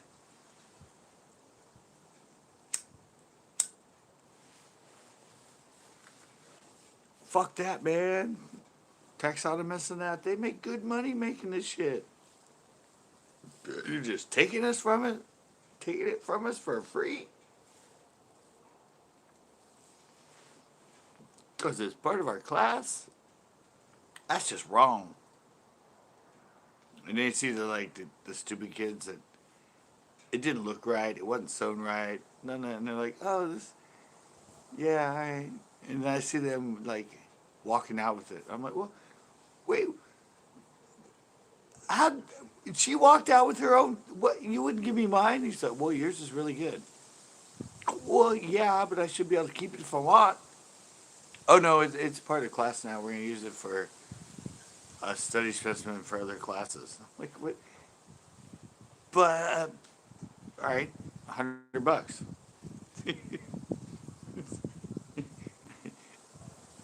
This should be worth that. I mean, come on. Backroads, have you ever skinned anything? Like rodents and stuff. Have you ever skinned them?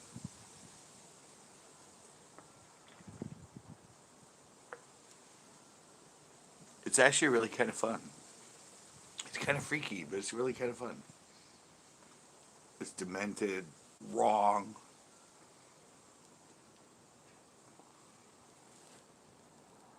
But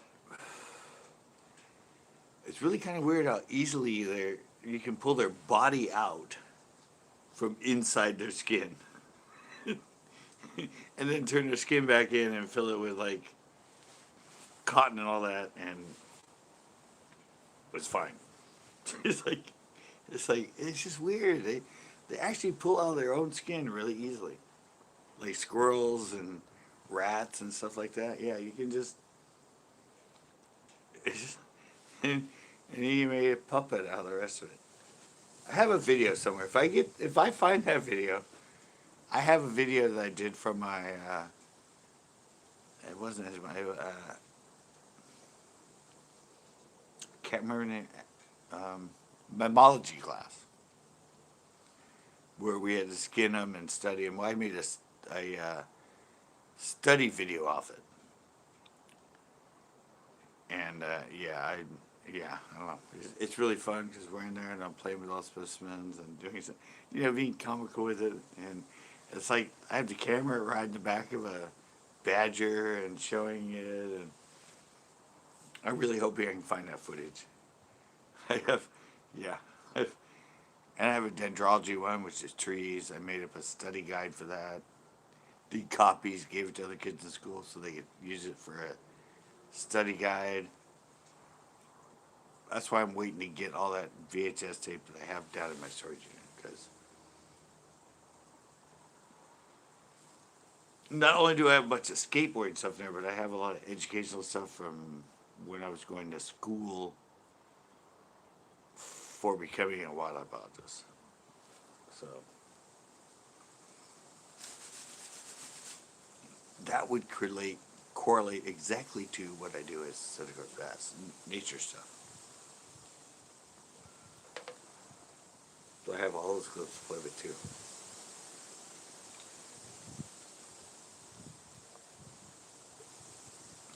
I just gotta get my ass down there, clear that thing out, grab all my shit. Why is it so windy tonight?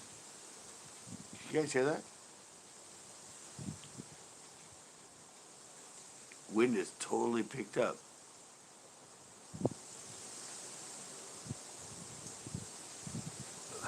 It's like I don't know, 10, 12 mile an hour wind right now, and we're sitting. What time is it now? 10 o'clock at night. And this wind is picking up. Coast is a bitch for wind, let me tell you.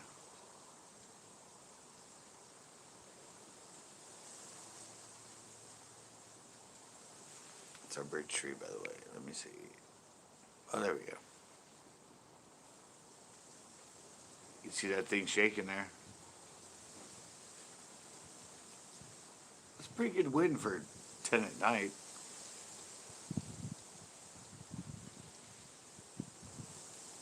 It's usually dead calm at this point. Is there a storm coming in? Nah, I don't think so.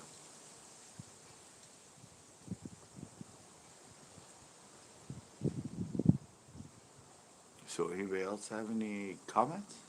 I mean, how about those roadrunners?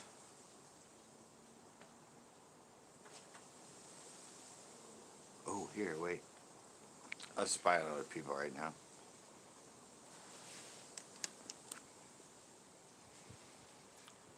That's my neighbor taking his dog for a walk. It's a really cool Australian Shepherd.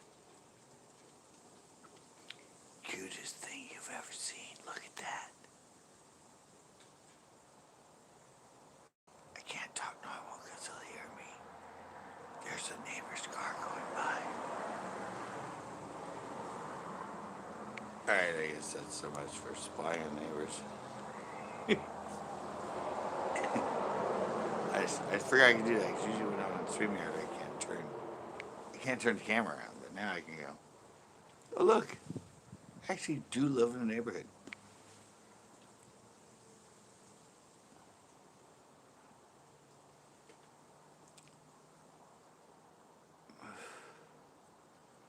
Really? Really, you get a lot. I don't get many on mine. I get like 10 or 20, but I don't get many comments.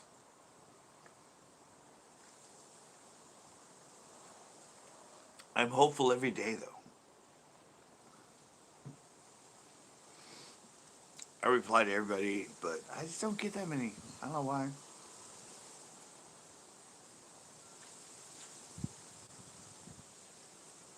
I've never gotten a lot of comments, ever.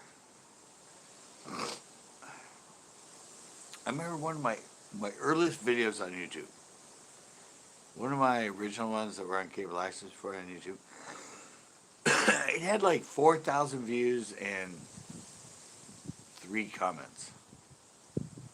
And somebody left a comment going, 4,000 views, 3 comments? What the fuck, guys? Or what the hell's going on?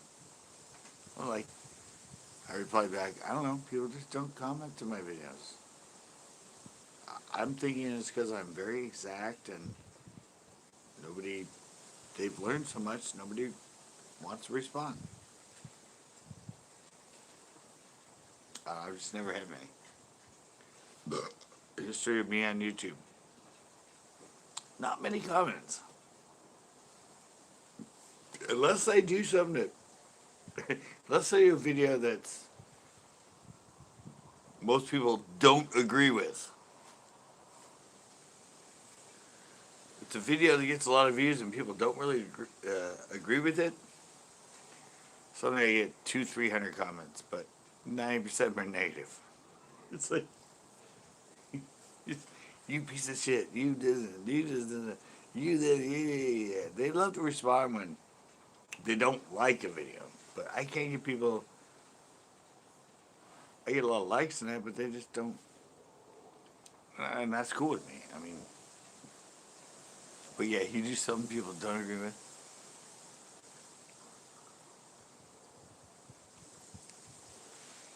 Yeah, yeah.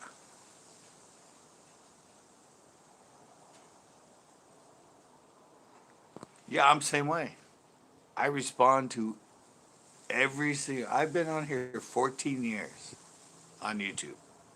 I've replied at this point to every single comment I have ever gotten since 2006. It's not that I don't. I've always done that. I love them. They're the reason I do it. Always respond, but I just don't get many people to respond. So I don't know.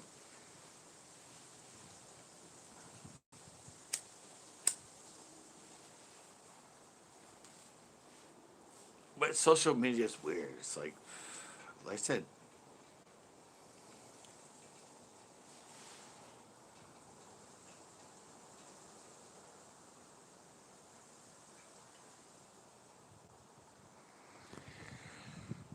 well, I did the same thing. I started when I came 2006 and that it was new. I put a lot of videos up. I rehashed. In 2009 when I came back, I started doing really good. I had 1.5 million views on my channel. Most of it coming from like a 3-year span. And then I don't know. I kind of got bitter and angry, and I started working at Marshall's, and I took a break and all that. And yeah, 1.5 million. I think 2012. Now it's 2021, and I only have. I'm almost hitting 2 million total views.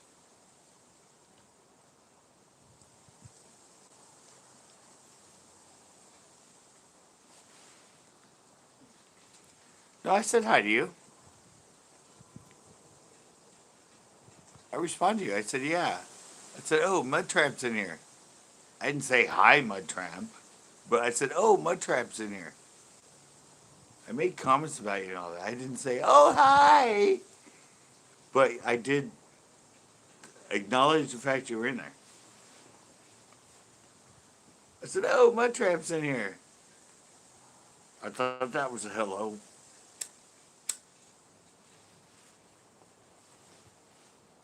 I knew you were in there.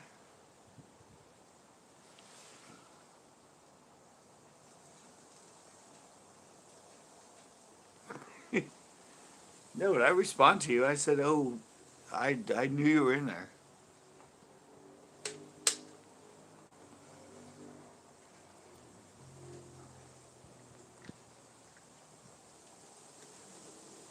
I did. I remember. And then Muggsy came in later that night.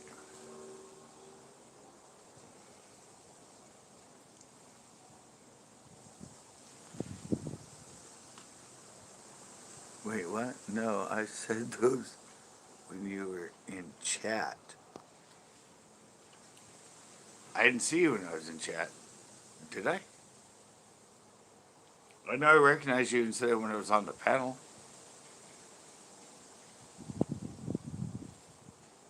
I don't think I saw it, but did I see you when I was in chat? No, you might have said him in chat, but I left the chat because it took me it took me a while to get on his panel because I had to go out and find his link and find Zoom and. But I know respond to you when I was in there. I said, "Oh, Mud Trap's in here." I might not have ever seen you when I was in chat.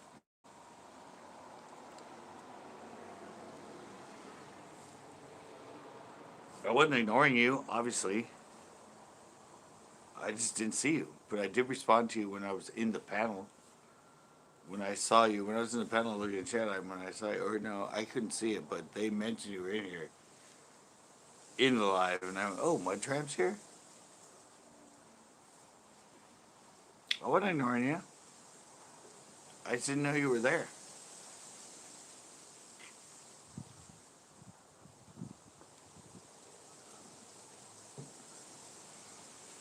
Plus, I was pretty damn faded by the time I went into it. So that was the end of my night.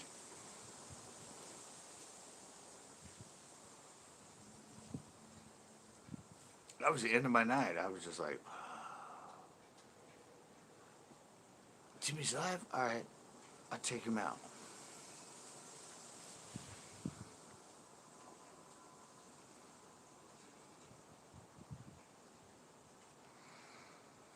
Yeah. You've said that to you. Well, yeah. I respond to everything. When I'm on here on my own, the chat is my life. When I'm on StreamYard and I have a panel and it's over here, or I'm on somebody else, a lot of times on somebody else's panel, I can't see a chat. But yeah, when it's a panel and it's over here, I'm reacting and yeah, I miss a lot. It's kind of hard to keep going. And when you're on StreamYard, suddenly they stockpile. So suddenly you notice that it's shifted. You look at the bottom and you don't really realize that there's like 6 more comments above that you didn't even see because they all showed up at once. And you're like, oh, there's a comment. And I read it. Whoops. And then I just like scroll down. And I'm like, oh, there's like, they all showed up at once. What the fuck's with that?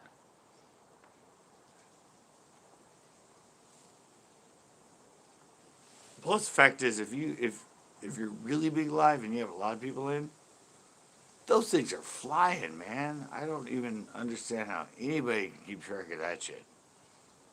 You have like 2, 3, 4, 500 people, 1,000 people in your chat when you're live. How the hell can you? I mean, that thing is just freaking flying. Even if I'm watching them, I can't even keep up with the chats that are going in. I'm like, what? Yeah, It's just a flash of just shit going by. I wouldn't. I go live and like, average, 6 to 12 people. That's cool. I don't think I'd handle it if I had tons of people in here and just even Nick. When I've been on Nick's lives and he's live, and it's the same thing. Yeah, so many people in there. The chats are just going a mile a minute. I'm like, I try to comment to him so he can see me, and he doesn't even see me. It's just like you got like 5 seconds to focus on something, but you got to be talking and focusing on, and it's just hard.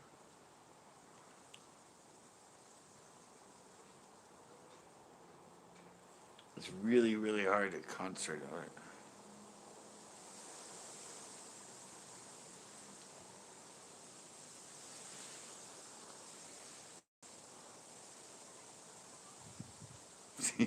Oh yeah, I'm never. Trust me, girl. I'm never going there again. I said. I told you the next night. I related to Citizen Kane getting knocked down, knocked down, knocked down, knocked down. I stood up each time, but I don't want to go back to a fight like that. It's not. It's not worth fighting. it's, it's like, all right, Uncle, I'm done.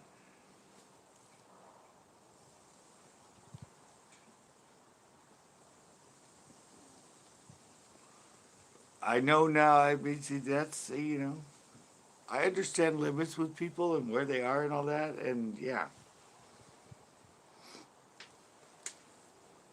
I have nothing against it. I don't, but yeah, that's what you learn about people. That's how you grow as a person, understanding others that are different than yourself. And if it's an issue, don't push the buttons. You push the buttons, you're an asshole. Just don't bring it up.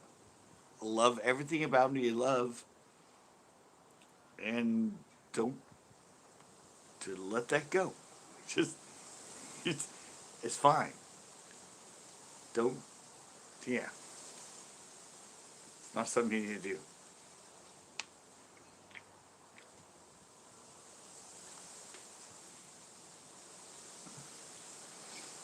If they're here and you're here, let them be there and let you be here.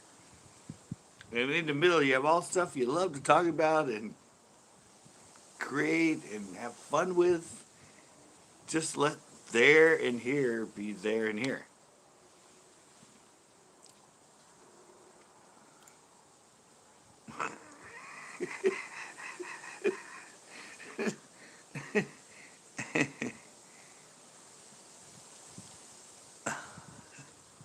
No, but that's just it. I mean, see, okay, here's a. I, I say when the guy that was just in here earlier in my stream, he was under Ash, or he was under S Ken. He's my friend Ash. He is a hardcore Jehovah Witness, I think. We share fishing.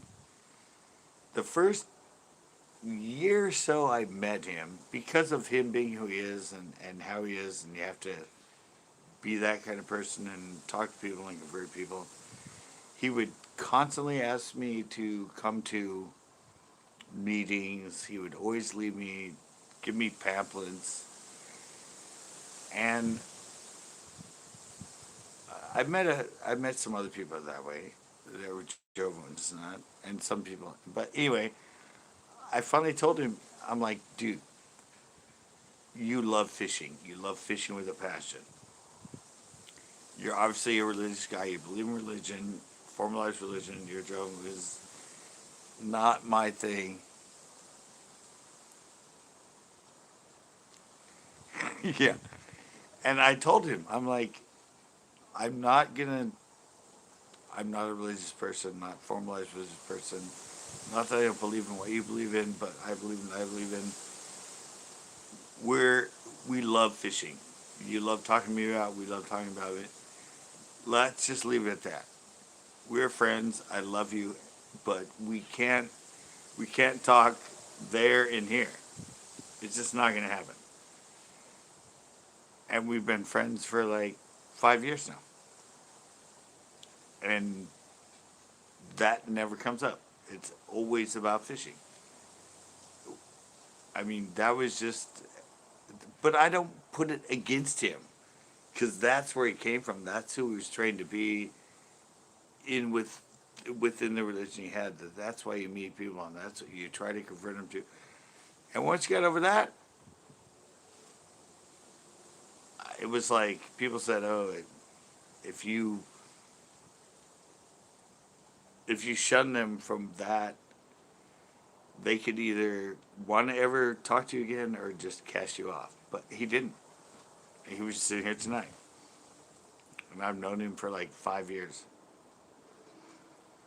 And we kind of got settled. We got it, let's try it. Yeah, we discuss. No, but yeah, I mean, I call him, we talk on the phone for hours and everything else, and it's all fishing. Or it's all other stuff in that.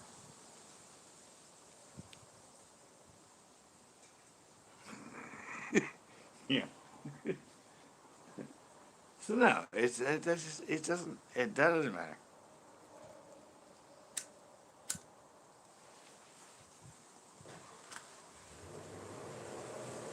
Agree to disagree, right, Captain? Right? Everybody here, because we've all had arguments with me and disagree with stuff, but that's what makes you more and more friends. I mean, I don't think any good friendship is always.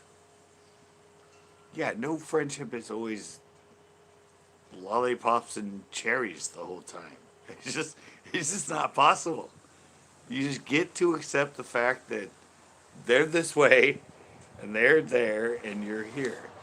Everything else in between is great. Just don't. They're there and that's fine. You're here, that's fine. And you can get along really great. Just so you don't talk about there and here. Yeah, it's like, I don't know. I mean, I'm talking just, yeah, exactly, my tramp. It's like, if you're a good person, you're an honest person,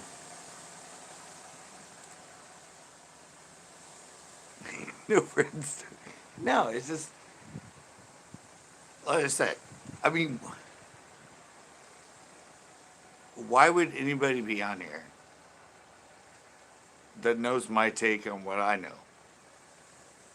That is actually totally different from their take on what they know. But they're still here. And other than that, I'm not a bad person. They're not a bad person.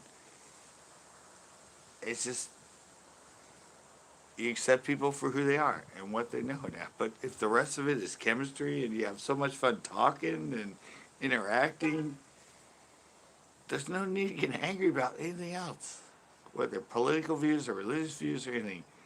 If you like the person, you have fun talking to them, and they're there. Anyway, you're 180 degrees on something else. That doesn't matter. Just don't talk about that, and the rest of the time, it's great.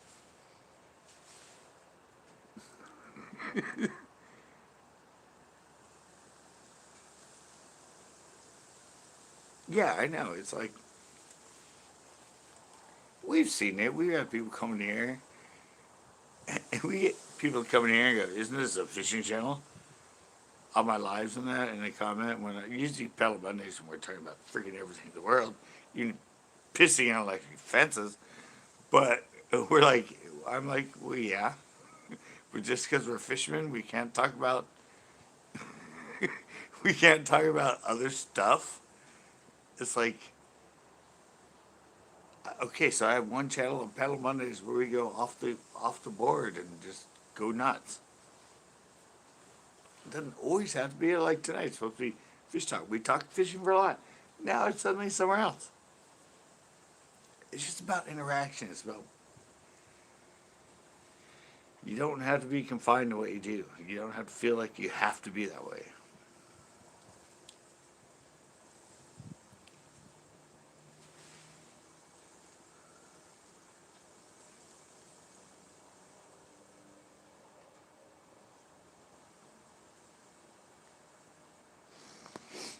Yeah, no, that's why I respect you, my tramp, very, very much. Because there are a lot of people that would come in, and if they had that sort of discussion we had, and what happened, and even I thought that I was seriously. I mean, I don't know you. You haven't been here that much, but I thought that too. I was kind of like, if she's a good person, she's an honest person, everything else, she will come back.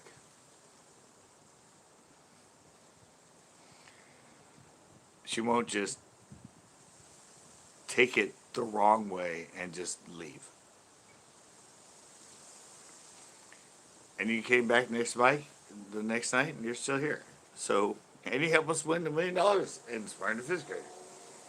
So that for me, it gave me more respect for you as a person than you would even know, Becca.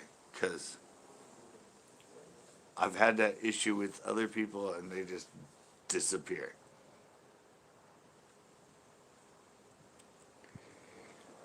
And I'm just like, all right, whatever. It was nothing intentional. It was nothing against you. It was nothing. It was just a discussion. It was. It was nothing that should have ended a relationship at all. And that's why I honor you so much, because it didn't. You came back the next night. You were in here last night. You're here tonight. It becomes more of a respect thing.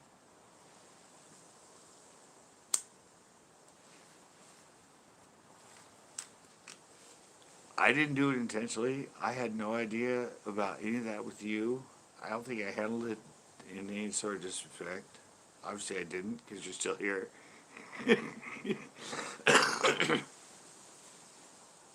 So it's all just water under the bridge. It's like, here we are. We're still here.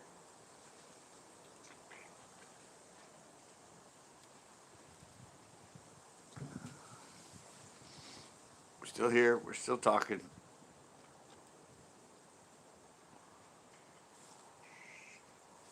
And Captain, you're a good one too. Remember when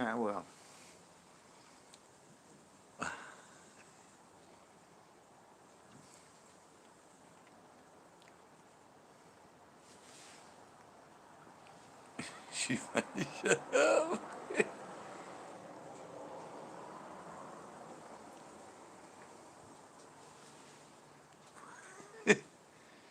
Um, no, I got into it when I was drunk as hell one night.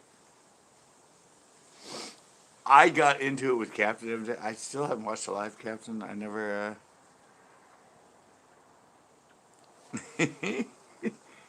Yeah, but we don't. We disagree. We agree to disagree. No, but I didn't know I did it. Somebody else brought it up in my live. Captain was live. I went in there with him. I apologized, and it was Backroads that kept telling Captain to come back in. But yeah, I when somebody told me that, I didn't remember it. I get really drunk. I get I had I had two more beers than I usually have in my lives, and by the end of my lives, I'm usually pretty fucked up. I shouldn't have gone live that night. Every night I got into him, but I immediately went there and apologized to him immediately, and here we are today. He's still here. Yeah, I mean, I'm an honest person. I don't hate anybody. I don't. I might get in an argument with you. We might fight about something, but we're not all perfect. It just happens. It's just. I said my best friend for 10 years, and at one point we got an argument. He threw my bike over the fence of his house and bent my sprocket and did all that stuff. Just an argument. No big deal.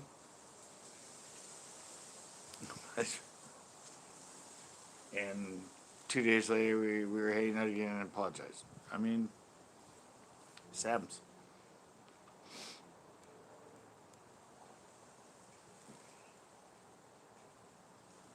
It's the way of relationships. people say things they don't mean, or people.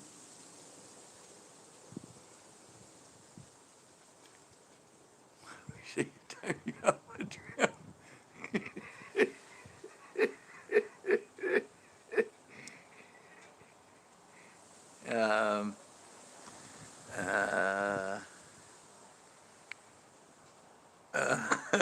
okay. On that last comment from Backroads, let's see what happens.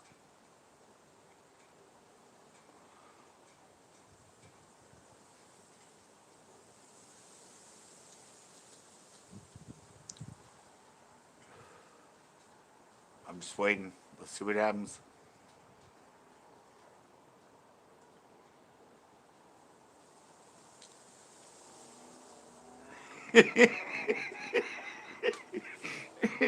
Okay, on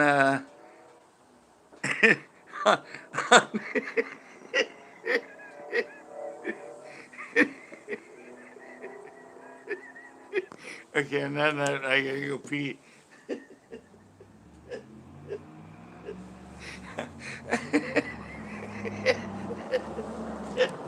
All right, I'll be back. Other people are back in like 5 minutes.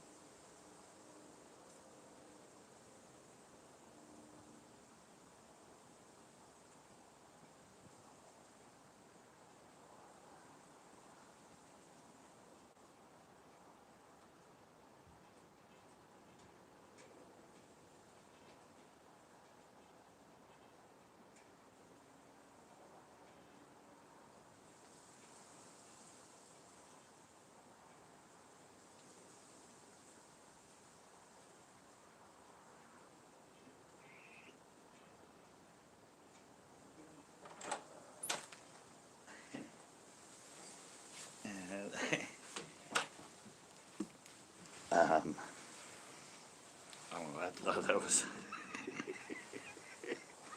At least I have collaborators in this.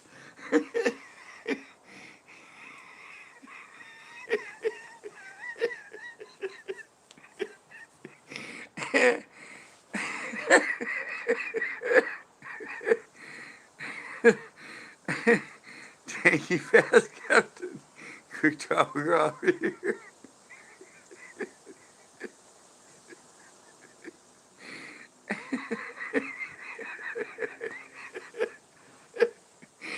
What the hell? Yeah, well, it wasn't intentional, trust me. I had to go pee. But I didn't know that he would say that. But I just had to see if anybody would respond to it. Anybody would notice, and evidently, Quick Draw Captain was on it right away. It's only 300 seconds. Exactly.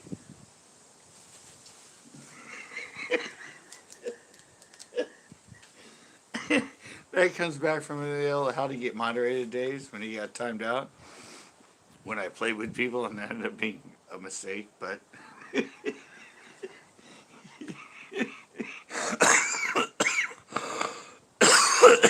yeah, and it was Tuesdays after that. You're right.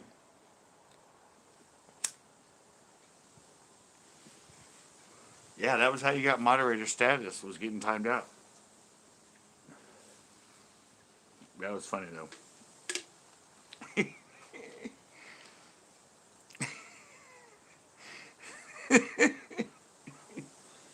Yeah, we even had a Paradise timed out Tito. That was funny.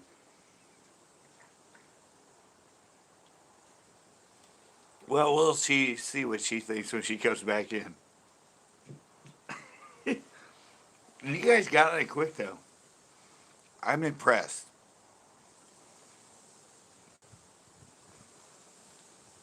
You guys noticed when she came back in with that comment that she was no longer a moderator, and that was that Captain. That was incredible. No, she will. Come on, we had a religious debate. She'll come back.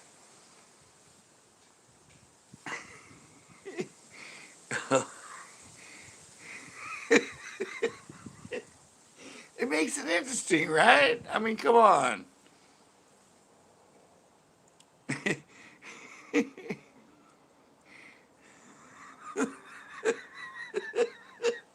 Hey, you were the one that said you wanted to time her out, man. You're in this with everybody else. Just when you I know, you know me. You were here on those Tuesday things. You saw it coming a mile away, Captain. You knew when you knew the snipe did. Yeah, you knew when. Yeah, you saw my hand go up. You knew what I was doing. Don't be the fools to do it.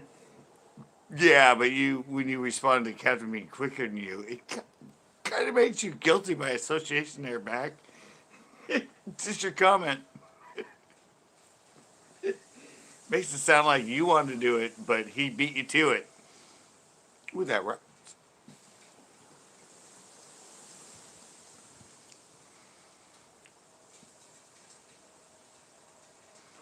Oh yeah, that's right. Tanner was like, he didn't understand the. That's why they end it because people don't understand the concept. It's like somebody's been in here for like 2 or 3 or 4 lives, 6 lives, yeah. But he went. Everybody knew he just dinged.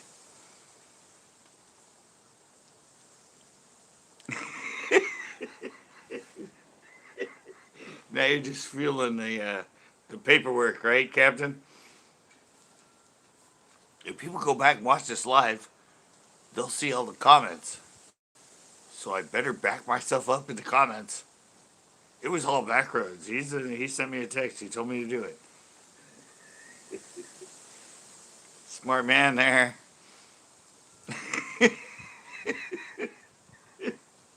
This is all paperwork, man. You can go back and go, look at my comment, look at their comment, look at my comment, look at their comment. All the comments show if you watch it live on the desktop after this, I have evidence. It might have been dang contents, but look at the way I wrote it. Look what I said. They took it all the wrong way. I didn't say that. I said this. Well, wait. Well, when is she due back in anyway? What time did you do it?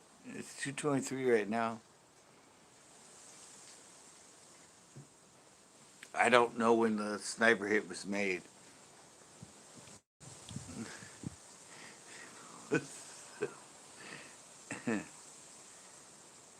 I don't know when did we hit her. Oh, she's back.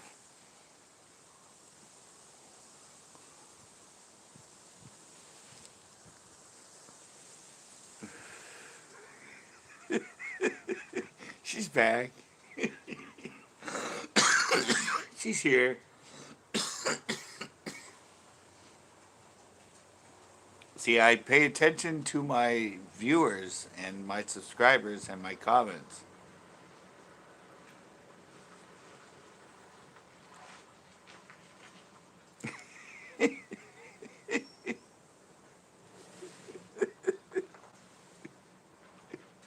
See, that proves far beyond that I listen and watch my subscribers and people that comment me because I love them and they are everything to me.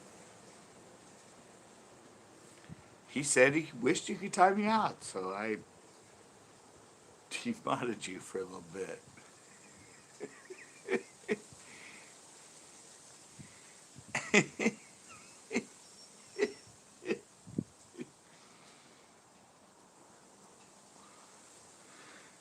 That was funny. That made my night. I haven't done that in a while since Sniper Hunting Tuesdays. All three of you were responsible. That's why she called those Sniper Hunting Thursdays. Or Sniper Hunting Tuesdays.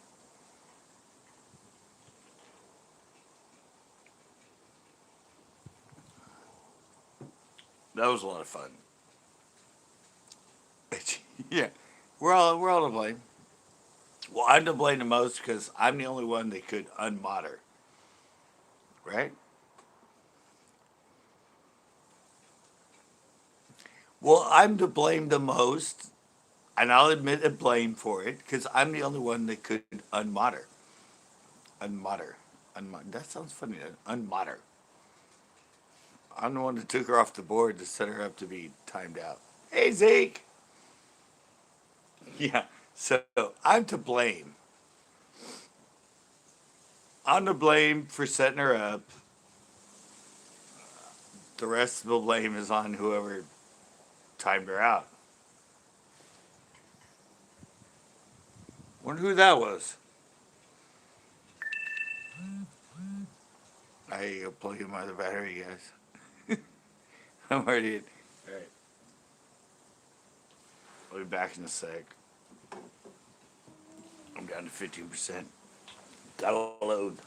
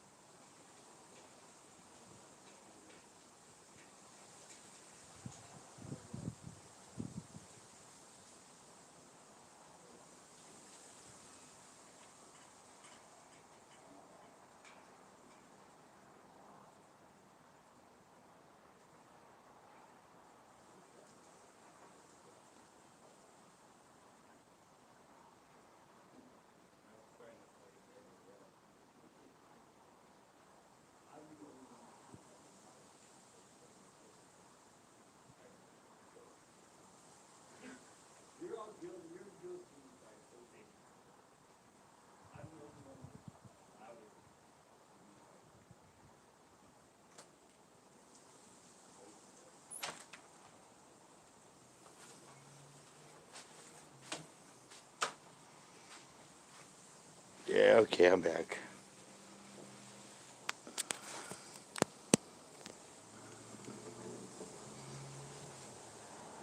I'm plugged in, I think. No, not yet. Sometimes this thing doesn't.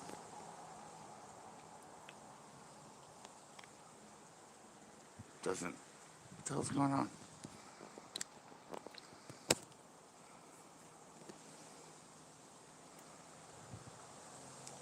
What's up? All right, woke this thing up.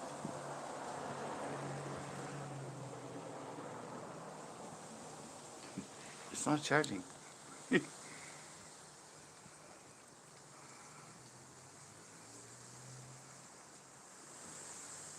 Thanks, Z, for coming in. What the hell's going on? This thing's not.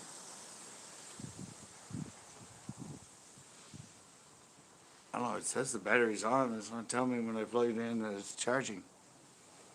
What the fuck?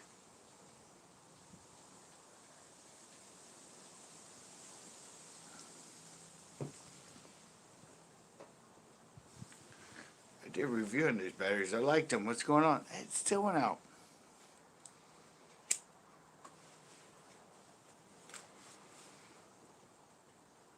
Why is my phone not recognize this? I'm a little bit confused.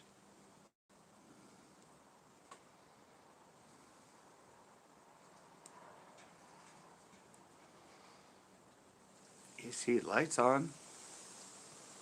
I'm plugging in. Oh, there we go. Finally. All right, I'm good. Oh, it's down to 13%. All right, now it recognizes it. So, all right, we're good. What's up, guys? Thanks, Zeke, for coming in. Sorry, a little distracted. Trying to get back to having a battery that would last so I could talk to you guys.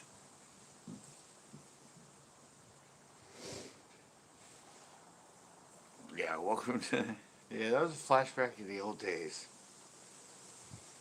Sniper Tuesdays. Remember, we had a few people that we do that to and they never came back.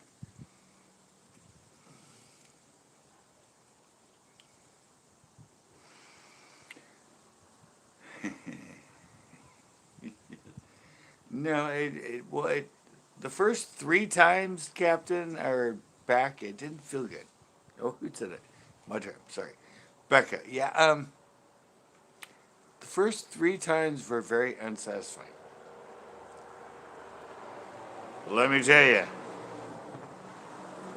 Yes.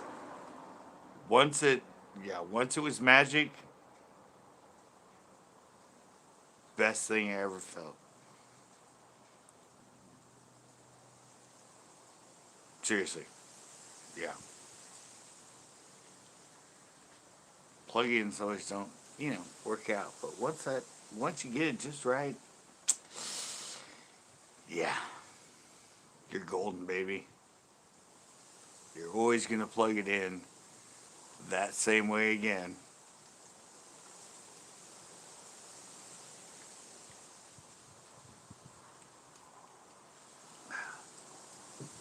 It should be charging me now. But mm, yeah, it's charging.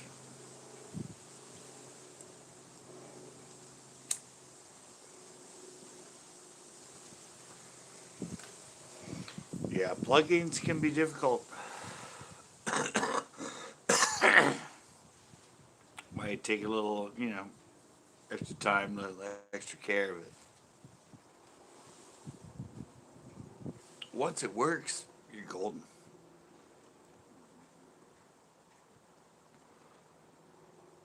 So, what were you talking about?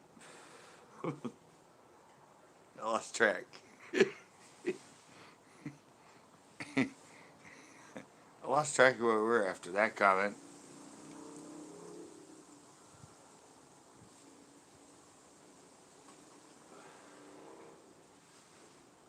Oh, my show for tomorrow's done. Nobody asked, but I tell you.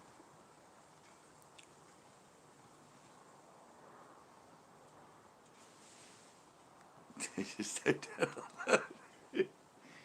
yeah, it just didn't connect.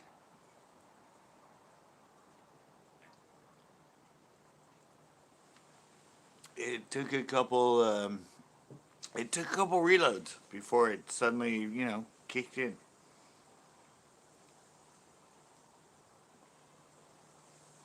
I've been there before. Actually, I think this battery's in that before. I think it took I plugged in a couple times before it goes. Oh wait, woo, hello, I like that. Somebody just charged my plug.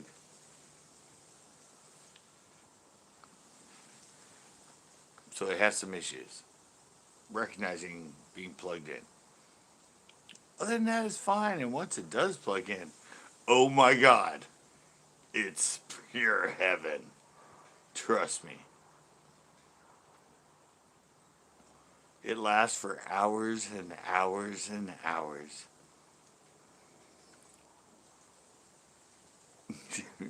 No, I was playing with it earlier before I get on. I was spinning the blade like I was when you were around here. When I made that spinner, yeah, shiny objects.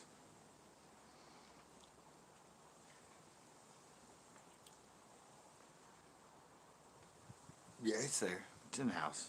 I'm not going back in there. That's the pre-show. That's where I start. So if people don't like me, they can start to Pretty Women, and then the real people I love come in. So it's just a, it's just a Patsy the unknown.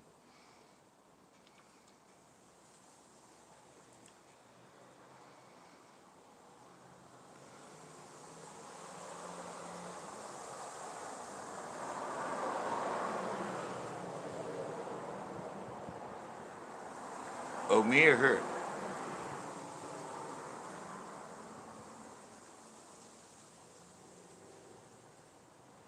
I used to have a big cross on this. My one like loop earring that's over here. I used to have a big silver cross on it. We all know I'm not religious, but I thought it was cool.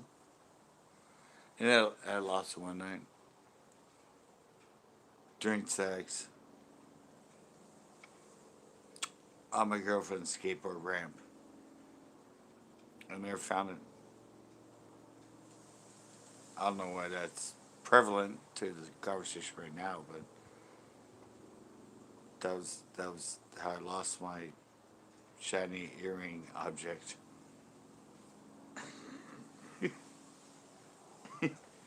just just a random story there.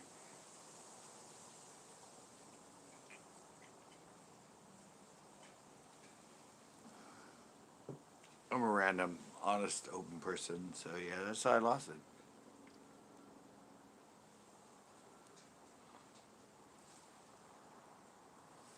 True story. I don't know when it came. I'm not getting into this. Oh, I probably will, but I shouldn't. So, so what else is up? Anybody else want to know if I have any shiny object earring piercings? Just, just, just Dax, what's up? Awkward time to come in, but yeah, hey, what's up, man? Any questions?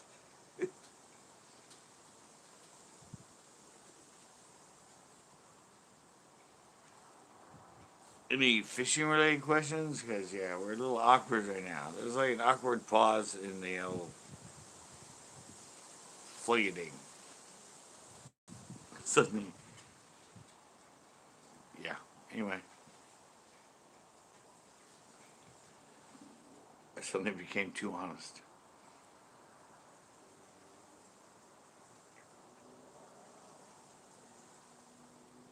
Ooh, that's awkward. What did he just say? How did he lose his shiny earring? Oh, and here's a weird thing. Yeah. Here's a weird thing. I told you earlier I spent an hour on the phone because I went to T-Mobile and they said they could, yeah, call us, we can't do it here. Yeah, I'm gonna talk to the manager about that bitch. But anyway, so I called customer service. Took about 45 minutes before somebody answered the phone. Indian, go figure, outsourced. The first guy was a guy. The second one was this Indian girl because I don't have that business account. For some reason, you can't do a business account at the 55 age thing to get your 20%, $20 less. And the first thing she says to me when she comes on the phone, I'm all, hello, hey. She goes, hello, I'm all, hello, how are you? She goes, oh my God, I love your voice. I'm like, well, thanks, I guess. I mean, I'm a YouTuber, so I guess if I have a good voice, that's nice. She goes, I don't know, I just had to say that. I'm like, what the fuck is this? Like, the the first thing I get is like some girl flirting with me? Like, what the hell's that? True story, though. I mean, I'm like, she goes, oh my God, I just want to say you have a great voice. I went, uh, okay. I mean, you just trying to fire me because I've been waiting for 15 minutes? Like, what's. Yeah, I've never heard that from somebody.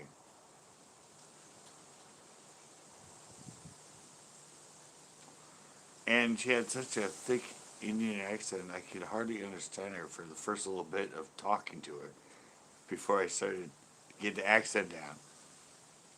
Yeah, that was what she said to me. Oh, I just want to say, I love your voice. Because you're Indian American, or, I mean, is it the accent? I mean, what the hell's that? I love you. All right. Anyway, let's keep going. I know, but that's the first thing he said to me. Oh my God, you have a. I just want to say you have a great. I love your voice. I'm like, I should have went. All right, baby, let's get it all. I should have went Barry White on her. Tito, what's going on? Yeah, I should have went Barry White on her at that point. Like, really, baby. So, how is it where you're from? You know, it was just weird. I went, well, I'm a YouTuber, so yeah, that's great. You like my voice. So anyway, I've been on hold for 45 minutes. Can we get this shit done?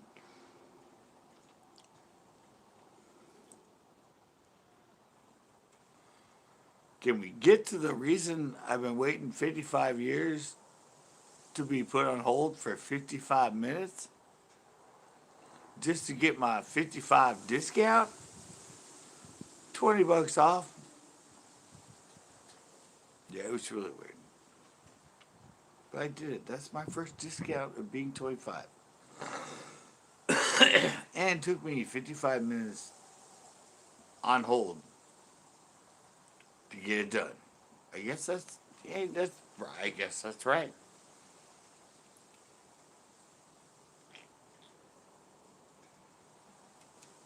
55, 55, 55. It seems legit somehow, I guess.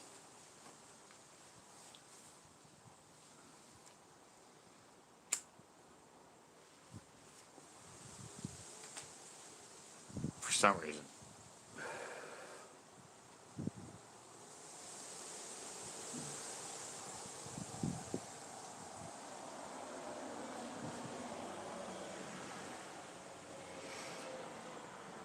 Oh, you want me to hook you up, Jess? All right, I'll check it out, man. I know you're like a rung and a half behind me in the 55 thing. I'll look it up. I'll see if I can order your fridge. Do my parents get all the AARP stuff. Have any discounts? I'll try to work you in there. Yes, I'm ordering a fridge, but I'm taking it to my new rental house that's in a totally different city. Is that doable?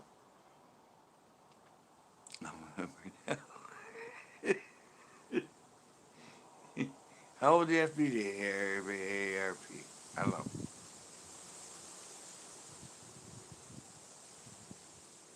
You're an associative member.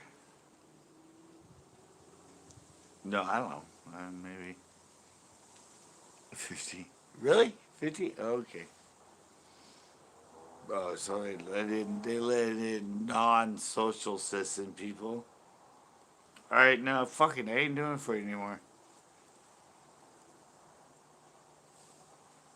If you're already in there and it's just totally fake because you're not even 55, you're right half below. Fuck it. No favors for you. No soup for you. We'll go Seinfeld on their ass. No soup for you. You have to earn it, man. you have to live the 55 years. Do you know why? Oh, that's right. I'm arguing with somebody that gives me food. I mean, I love you, Jess Fish. I was totally just joking. I'm going to hook you up with a discount, man. I swear. 50 or not, you're my man. Always. And forever. Hopefully that helps. I mean, that's what I need to say.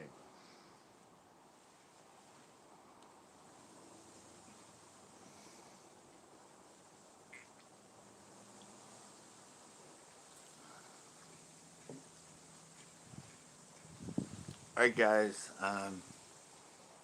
Yeah. I'm almost going on 3 hours. Alright. I think I'm going to be shutting this one down. It was like 5 hours last night. Almost 5. This was a lot of fun. I smacked myself in the head. What the fuck's with that? This is fun. New show coming up tomorrow. Already ending the show for Friday. I'm thinking I have some yeah, I don't know. I have some ideas for the next couple of days because I'm ahead of schedule and I have to be live.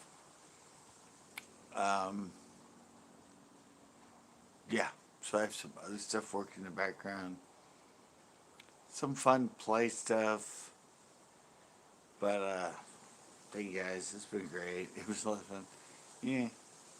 It was fun going back to the Sniper Tuesday stuff. And, well, I won't see you guys live again for another week. Another Monday night panel. And we might do the Smart in the Fifth Grade thing again. People liked that. People loved it. I got thanks, Tito. I got yeah, I got away for a bit. It's a lot of fun. We had a lot of fun last night. Becca saved the day. And check out the video that's coming up tomorrow. And I love y'all. I'm out. Bam!